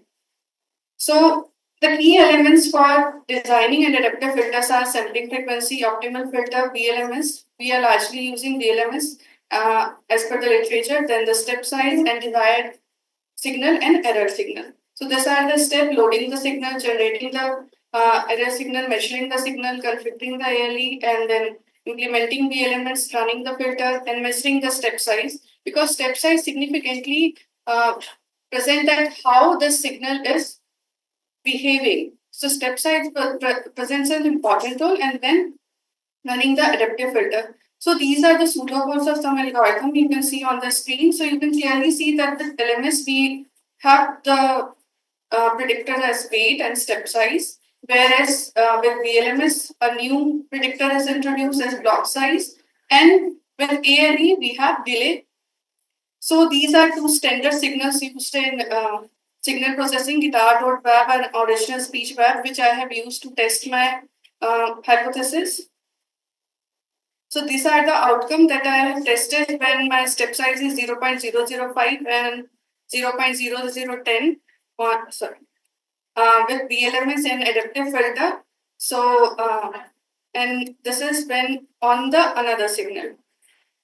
So the purpose of this study is to help a design-based student who has not an engineering background, and when they are creating such type of interface like audio, assessing audio signals and improving the interface through enhancing the accessibility. So they are not very good with the coding background or the signal processing background. They are good with developing the interface. So during that particular time, how they can test that yes, this type of changes will help my user to understand the voice or to get the voice. So these are the further result discussion outcome that for to implement VLMS, the block size consideration need to be considered. So block size can be interpreted differently when I am creating the UI, and for ALE, the optimal filter order will be required. Similarly, the step size need to be adjusted based on the noise characteristics. So let's suppose if there is a user with heavy voice, so of course I need to change the step size for that particular person. The whole accessibility UI will be dependent on that, and then whenever the user is giving the input, that will be adapted accordingly. So it has been observed that by comparing the noise signals with the error signal, the noise induced in the origin signals can be identified. During the experimentation, I also tried to hear the signal. So yes, the errors, the signals is clearly listened and can be identify the difference. The selection of the step size is critical in determining the convergence rate and stability, because if it's too large, the algorithm might converge too quickly and result in a higher error rate, whereas if it's slow, it will improve the accuracy. So moving forward, so in conclusion, the step size significantly affects the signal, and adaptive filters performs better than VLMS.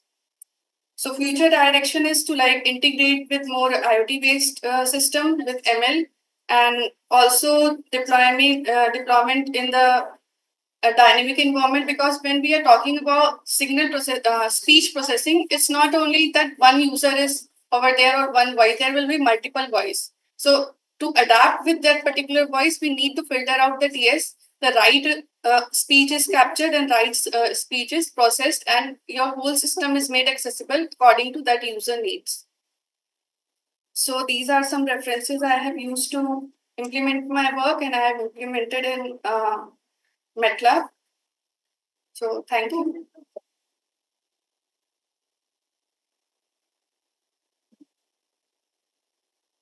One recommendation. Sure. Try to find some basic There are latest paper, but mostly suggesting application areas. Sure. Yeah, because there is some missing error. I have seen that started from 2020. You will find that. If you give some time. And again, you discuss about step size. Yeah. So how you have using the step size? See, I'm from engineering background. So in one of my course, my professor told me that you are supposed to start with this particular step size, and up to this will be like acceptable step size to do this experimentation. And since I don't have very profound data, so I just minimize with this two step size experiment.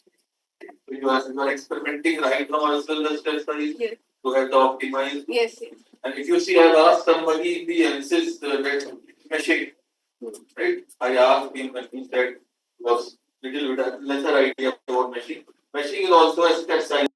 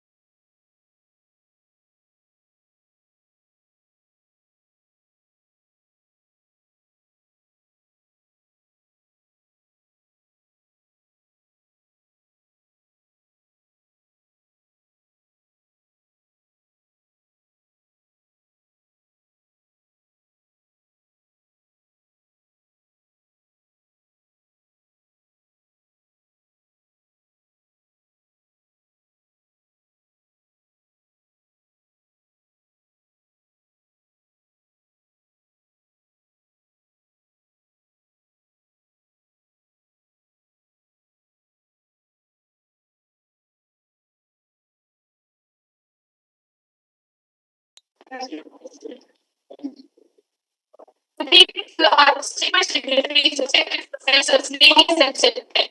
I'm not Department of Electronics and Communication Engineering, RD's field of Engineering and Technology. It's honor to welcome you all on the behalf of the International Signal Processing and Integrated Network Conference 2025. As one of the leading global university, RIT is dedicated to its responsibility of empowering students a strong foundation and a platform of integrated activities. With this agenda, State 2025 intends to bring together professionals and academicians, industry experts, researchers, and experts to discuss various emerging trends and innovations, share research papers and results, and implementation field of next generation technology. It's a great privilege and honor to have our discuss Dr. Kinderby. I would like to call upon Richard Sharma to present his topic to our esteemed speaker.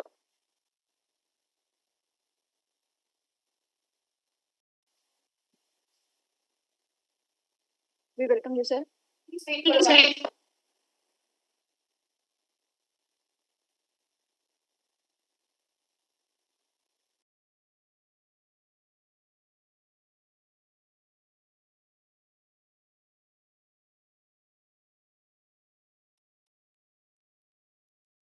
Dr. Kinderby is a professor at Northeastern University with a joint appointment in the Department of Electrical and Computer Engineering.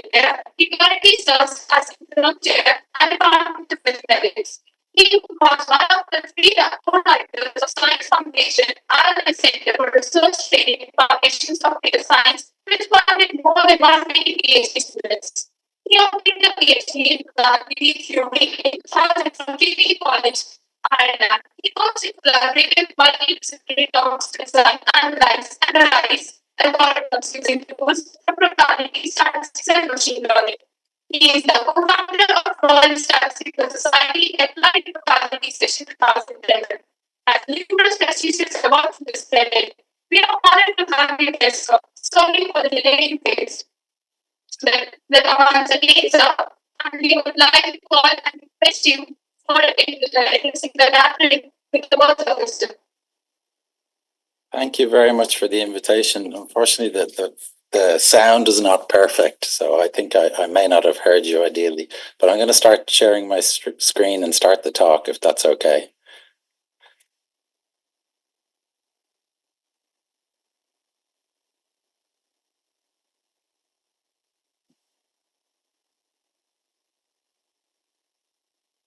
Can I ask if you can see my screen?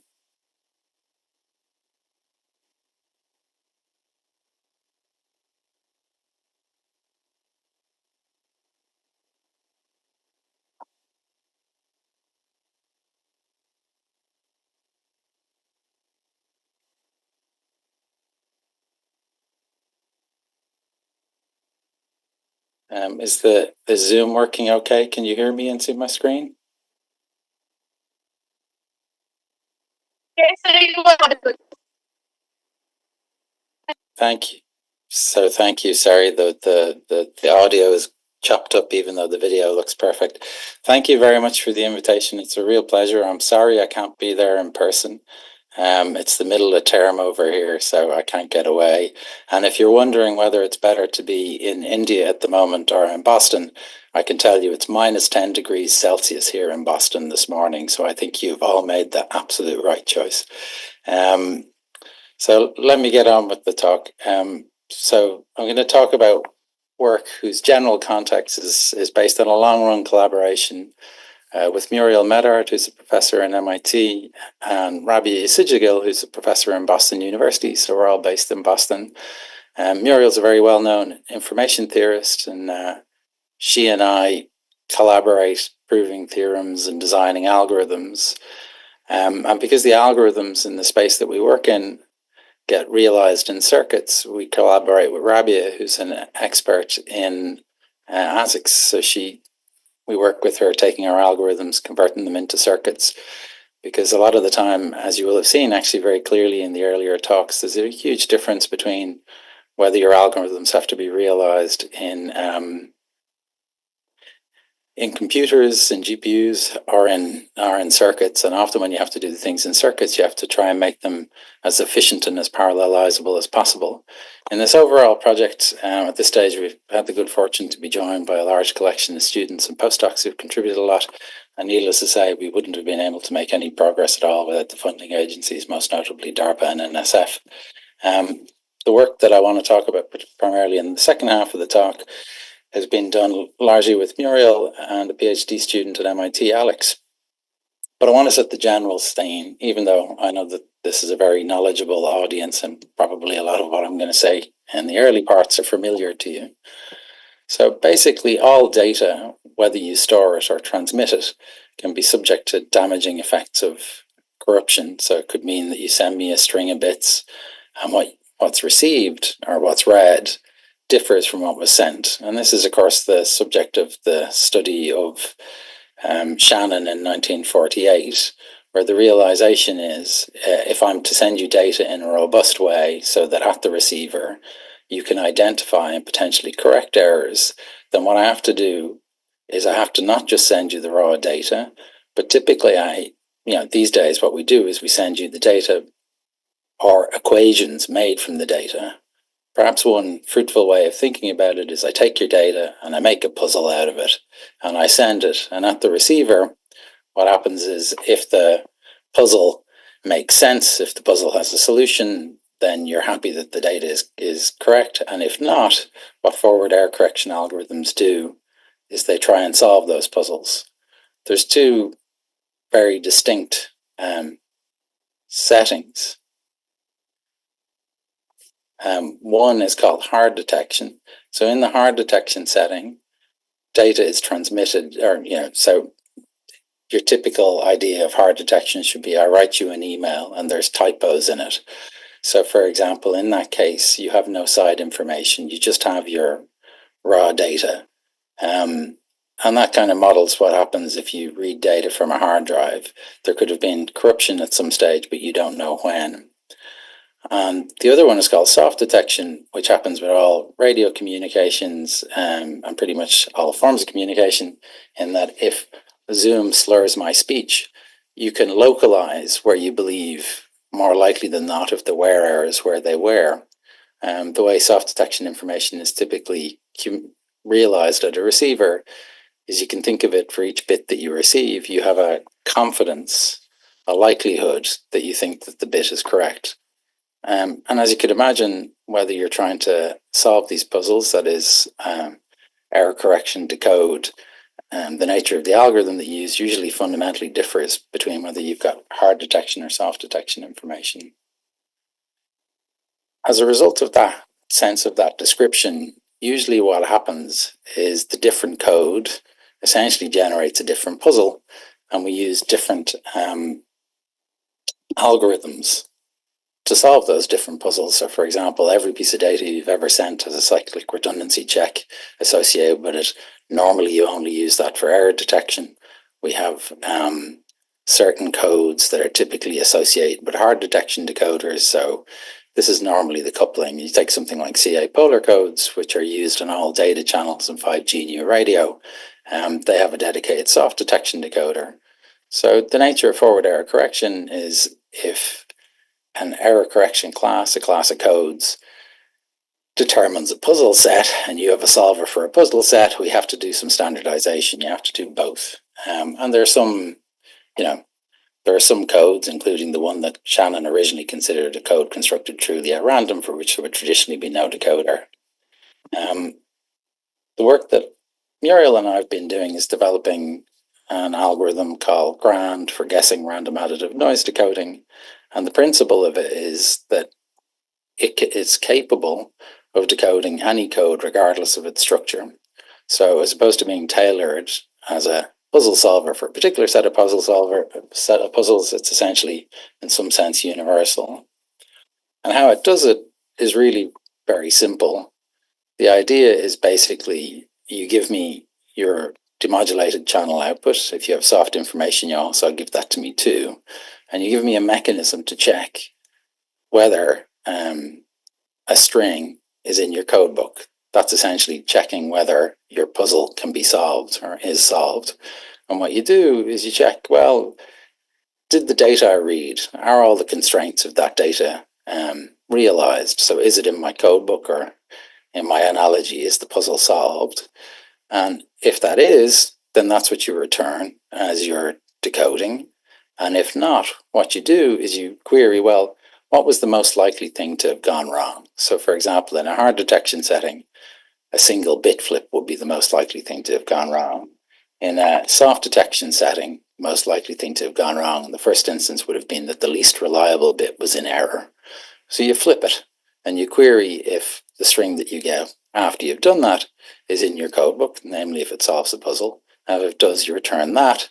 And if not, you move on to the next most likely noise effect. So this behaves sequentially, although when we do it in hardware, these queries are massively parallelizable, which is part of what gives us the efficiency. But the reason why this works regardless of what code you're using is we only need a device to check if something is in a codebook. If you think of something like a truly at random code, essentially you have a dictionary, and just looking up a word in a dictionary is actually a very efficient process. If you give me a linear codebook, which is what are deployed in practice, binary linear codebooks, that is, you have 2 to the k strings that have meaning out of 2 to the n possibilities, then in order to check whether the constraints of the code are satisfied only requires a single multiplication. And for example, when we do that in hardware, we can do it in a single clock cycle. So the idea is we can generate all of these noise effects in parallel, and we can very readily check whether something's in the codebook. It turns out if you analyze this algorithm, that an upper bound on the complexity is traditionally people would think of complexities of decoding algorithms as being contingent on the rate of the code. But here it's a function of how many redundant bits you have. And so what happens is it's efficient as long as the number of redundant bits is not too large. And the key difficulty in some sense is that in the presence of soft information, when you have some knowledge of how unreliable the reception has been, this process of determining what the next most likely noise effect is really the challenging element. Regardless of that, let's have a little look at what happens, what you get from soft detection information. So shown in front of you is the standard view of how we assess the performance of codes. On the x-axis is a measure of the signal to noise ratio. It's essentially the likelihood that bits are flipped. So as we move further right, the channel is better and better behaved. And the vertical axis records the block error rate. In the puzzle analogy, this is the fraction of puzzles for which I find a solution, but it's the wrong one. And the two lines on the right are what happens if we decode using only hard detection information.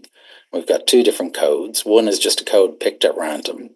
There's an old theorem that tells you if you constructed a code at random, it's probably pretty good, and that turns out to be true. The main difficulty is finding a method to decode it. And the red line is a cyclic redundancy check code. So these are normally used for error detection, but in fact they have very good error correction properties. So I know that there's been some conversation about IoT devices, although IoT devices use CRCs but are underutilizing them at the moment. And indeed you could upgrade them from error detection to error correction. As you see, the performance of the two of them is quite similar. And on the left-hand side, what you're seeing is a soft detection variant of the algorithm. So that is when you give the decoder soft information, some localization about which bits you don't trust. These are again codes that are of the exact same dimensions. They take 112 information bits and expand them out to 128 coded bits. And again, we've got a random code. Again, we've got our CRC, and then we've got other things. We've got the code that's in your phone and is used for all control channel communications and 5G in your radio. We've got a nonlinear code made from cryptographic functions. We've got code constructed from higher order fields. And what you see is they all perform fairly similarly. This is something that kind of theory tells you should have happened, which is that nearly all codes are created equal, but that the big problem is in decoding them. And what you'll see basically is that the soft detection information gives you about a 2 dB gain. It means that you can decode in noisier channels with higher fidelity, which is why it's desirable to do so.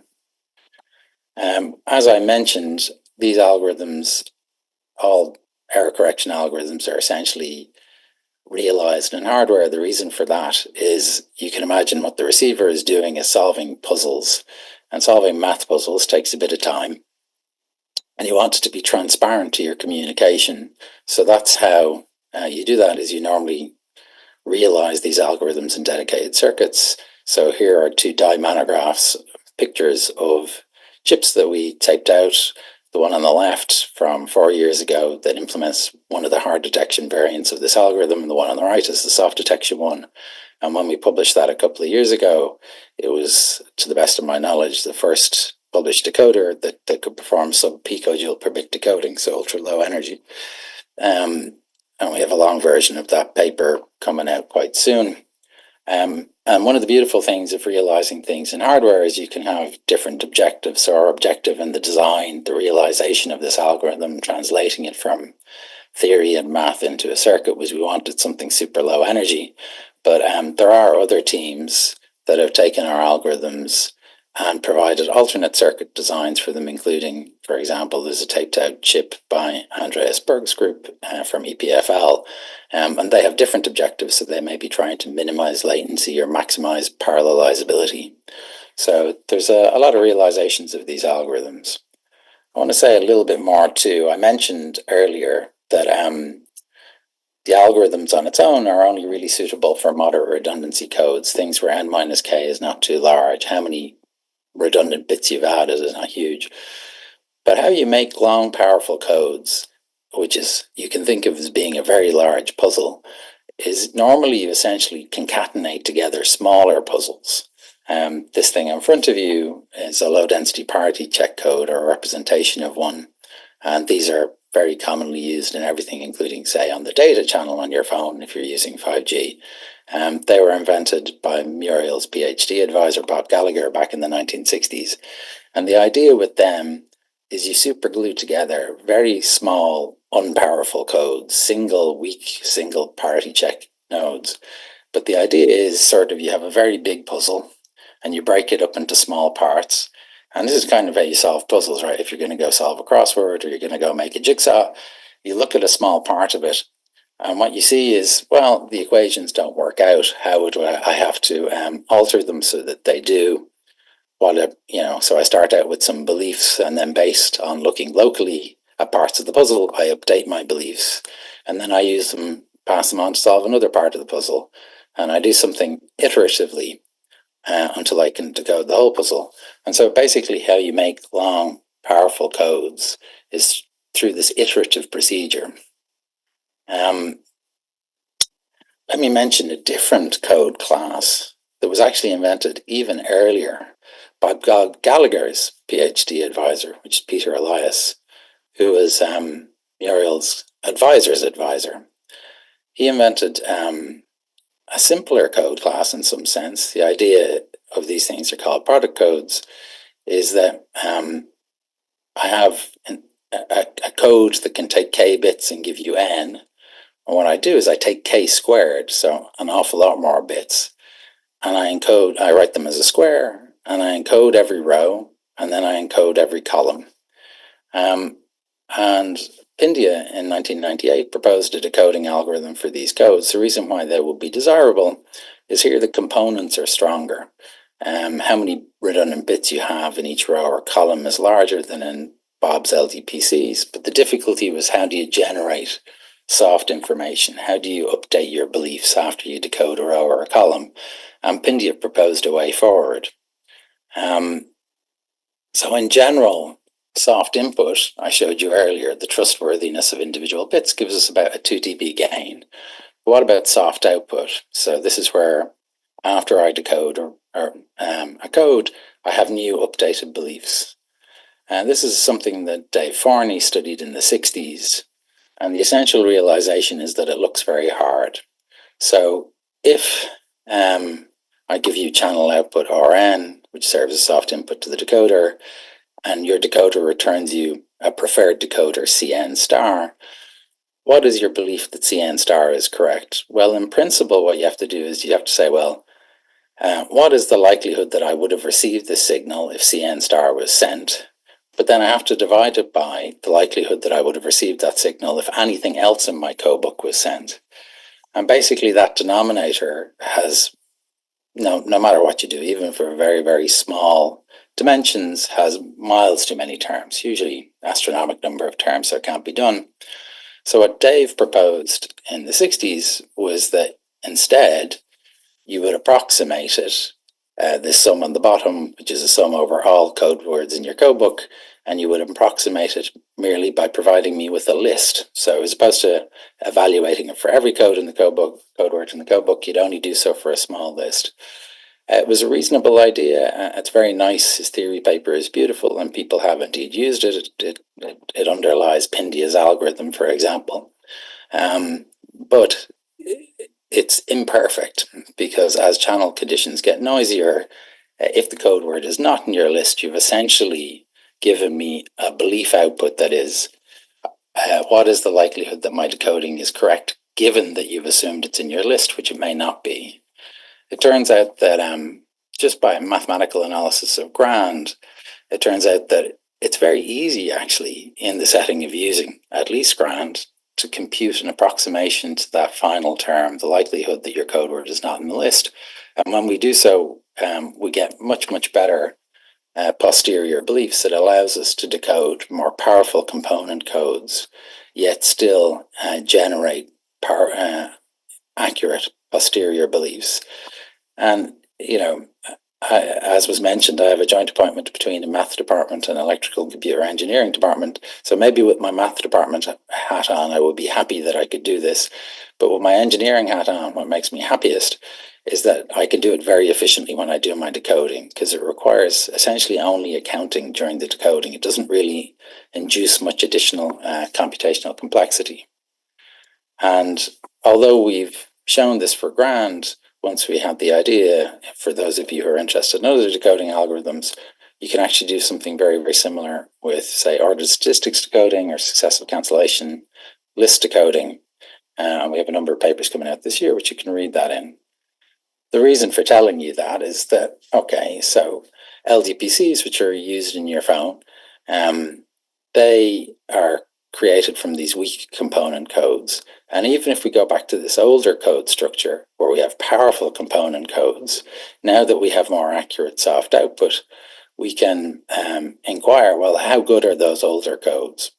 And on the left-hand side here, we're showing you the same sort of plot as before. On the x-axis is a measure of the signal-to-noise ratio of the channel, how moving right, the channel is getting cleaner, moving left, it's getting worse. Because this code is more powerful, it has 400 redundant bits, whereas previously we had about 20.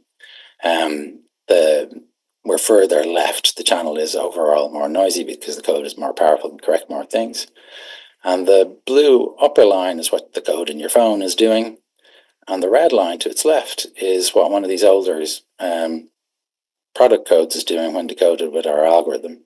But perhaps the key point is not only is it doing a little bit better, which is, I think, is impressive given LDPCs are claimed to be near optimal, but on the right-hand side, what you're seeing is, again, how you decode is this iterative process.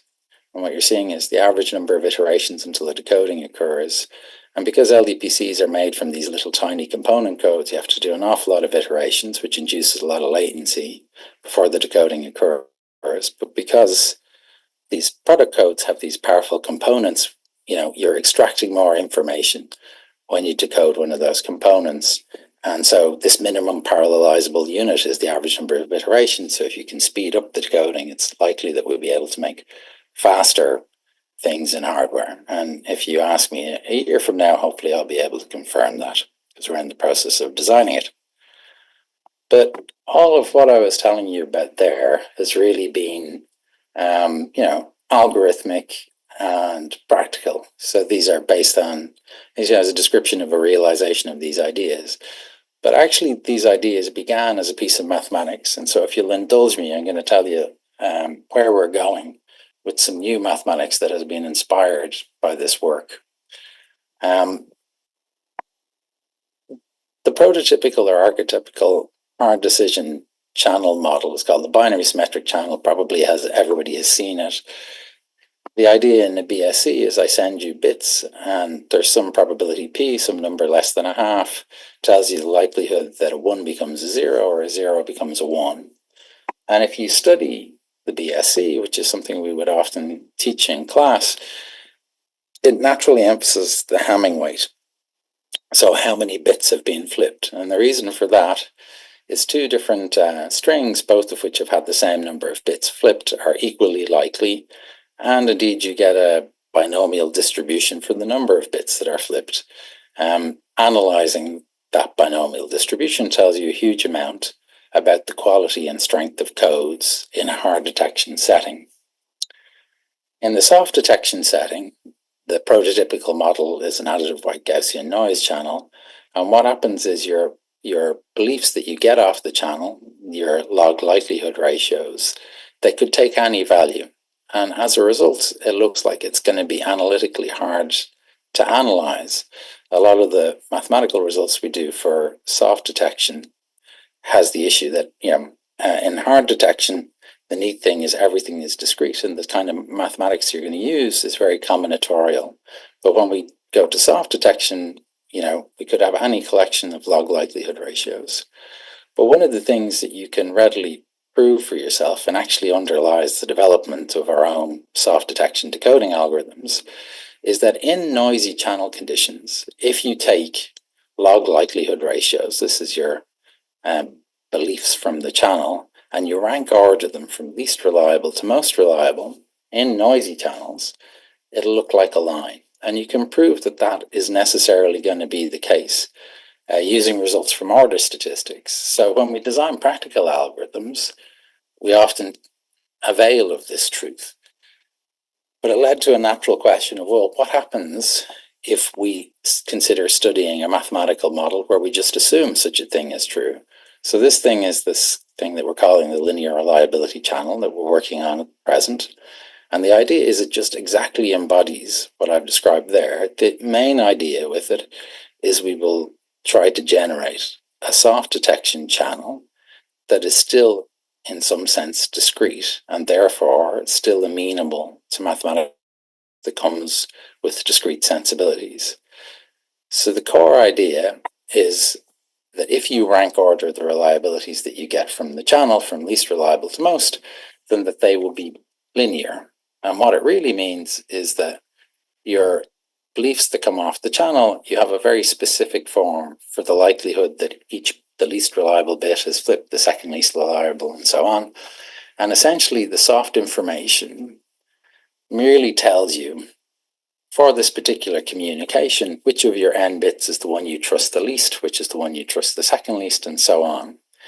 And if you'd like, you can think of this linear reliability channel as being a collection of independent binary symmetric channels, each of which has their own bit flip probability. And really what the channel is doing is when you transmit your bits, it randomly samples a permutation and sends one bit over one of the channels and one over another. And so the desirability about this is that in noisy channel conditions, this is actually a very accurate description of most soft detection systems, but it has a purely combinatorial character. And it turns out that the equivalent of a Hamming weight, which is what is the core quantity in a binary symmetric channel, here turns to be something where we coined the word logistic weight a number of years ago for. Hamming weight is a sum of how many bits have been flipped. Then a logistic weight is a sum of the positions in which bits are flipped. Namely, if you flip the least reliable bit, that costs you 1. If you flip the second least reliable bit, it costs you 2, and so on and so forth. And what happens is that as that number increases, the likelihood of the sequence decreases. So things with larger logistic weights are less likely than those with small logistic weights. But we have very similar characters to the things you see in a BSc. You can calculate expressions for the likelihood of given logistic weight, and you have something that looks analogous to a binomial distribution. Now, by which you have that term A and W is like a binomial term, and the thing on the right is like the likelihood of an individual sequence. So what happens is any two sequences that have the same logistic weight, so that is, for example, should you flip the least reliable and second least reliable bits, so that gives you a weight of 3, or you flip the third least reliable bit, both of those sequences are equally likely. While in the BSc, you have n plus 1 different categories of Hamming weight. Here you have n plus 1 over 2 categories of logistic weight. So it's a finer model, which is what you'd expect from something that's meant to model soft detection. It turns out that the mathematics of this thing is very deeply related to the theory of integer partitions, and you can do an awful lot. In particular, there's a computable asymptotic approximation to that term A and W. So we're all very comfortable that with binomial terms, you can use something like Stirling's approximation. So it turns out there's something sort of equivalent generated by a mathematician called Bridges not so long ago, actually about 5 years ago. So what you're seeing on the bottom right-hand side here is on the x-axis, it's what is the relative logistic weight from 0 up to 1. So this is going from 0 to n plus 1 over 2. The blue line is if you enumerate every such sequence and you evaluate them all. And the red line is what happens if you use the mathematical approximation you get from Bridges. So what can you do with this? Well, the neat thing is in this linear reliability channel, it turns out to be trivial to define both hard and soft detection decoders. The hard detection decoder is exactly the same as guessing random additive noise decoding in a binary symmetric channel. What you should do is, if I don't give you any side information, you don't know which bit is the least reliable, which one is the second least, and so on, then you should first query whether the string that came off the channel is in your codebook. If not, you should flip one bit, each one at a time, breaking ties equally until you have exhausted all single bit flips, and then go to all 2s and go to all 3s. And if you do that, the first code word that you find will be your maximum likelihood decoding.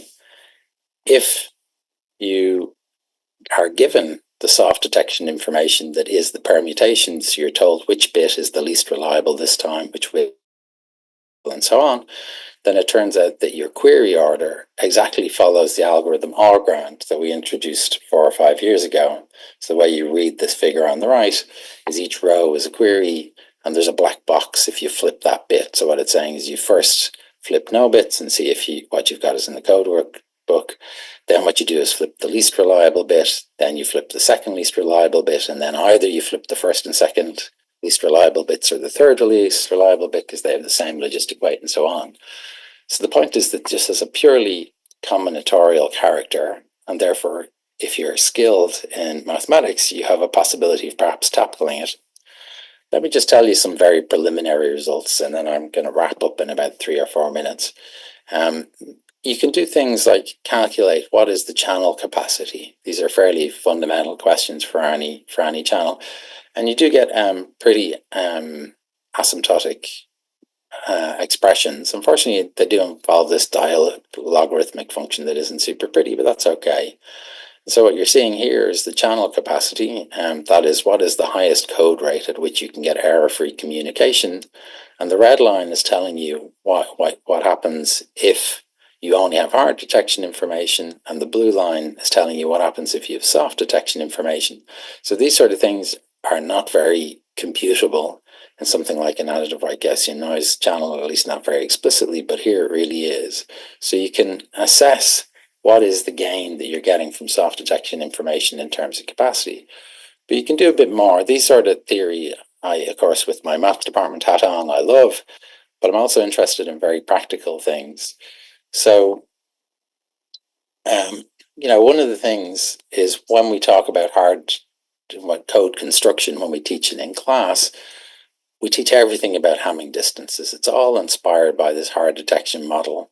The distance from any code word to every other code word, it doesn't depend on which code word you start from, and there is a sequences of distances. The smallest of those is called d-min, and in some sense what happens is the larger the d-min, the better you are.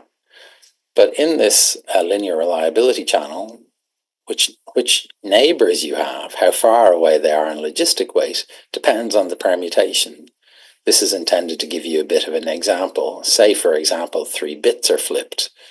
If the permutation is such that they're the 3 least reliable bit, then I'll have a logistic weight of 6, which means I'll get to query that sequence quite early.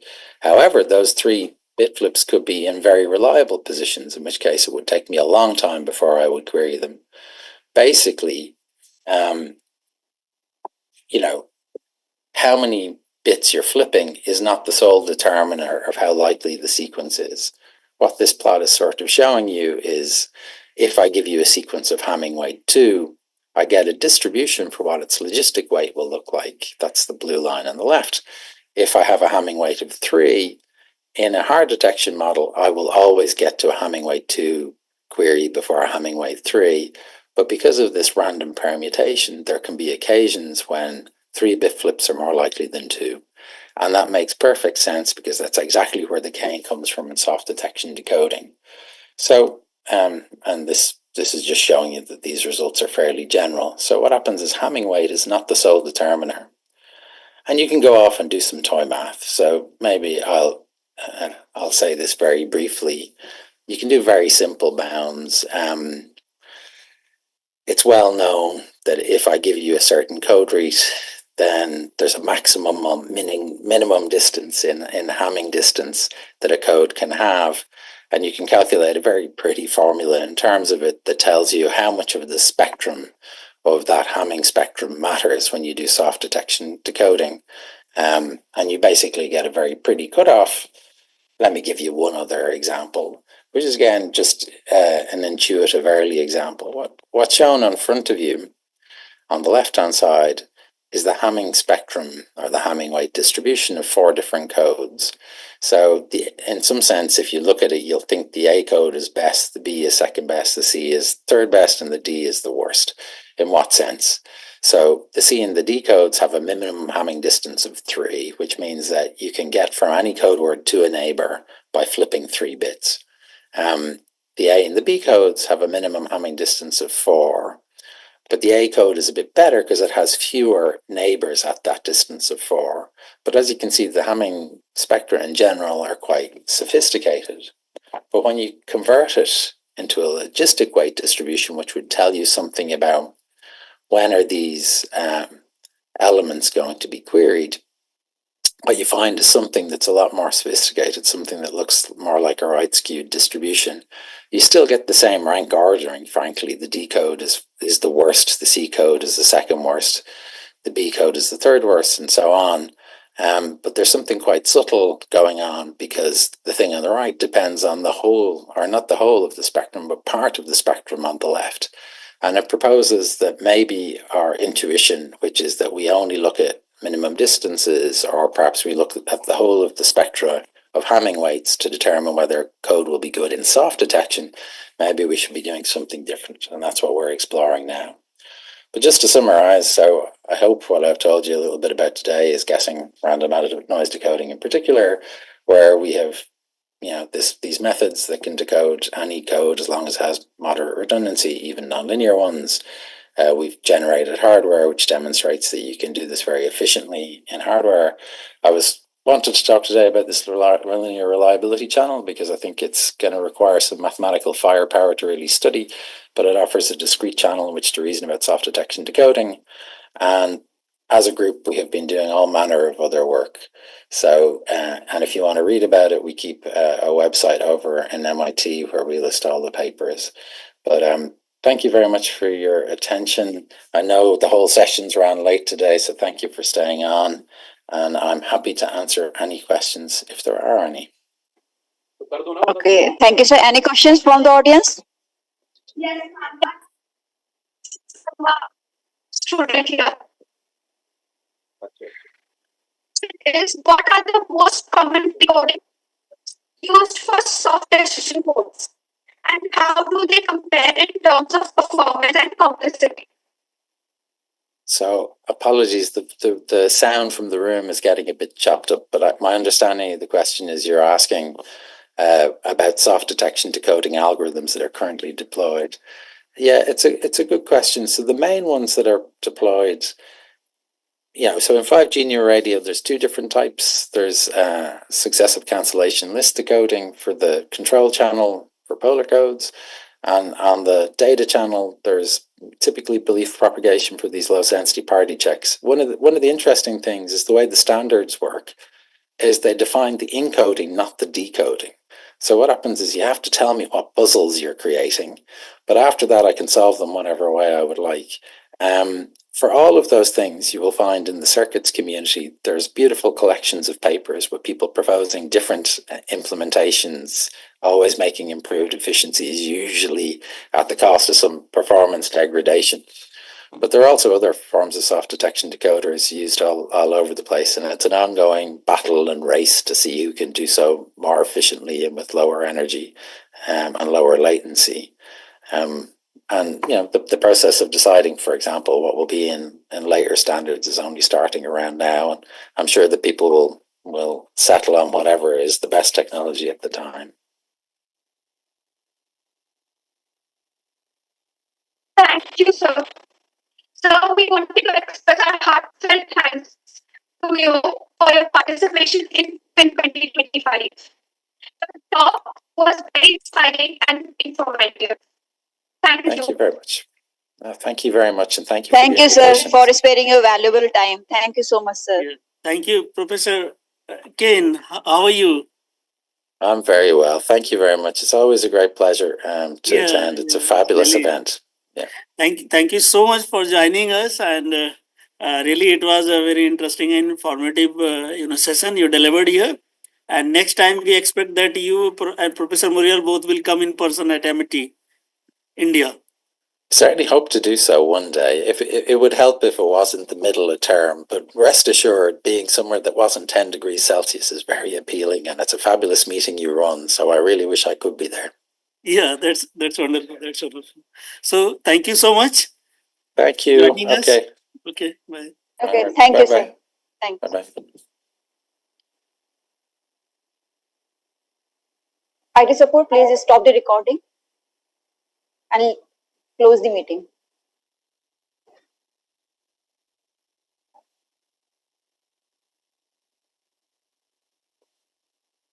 IT support, please stop the meeting.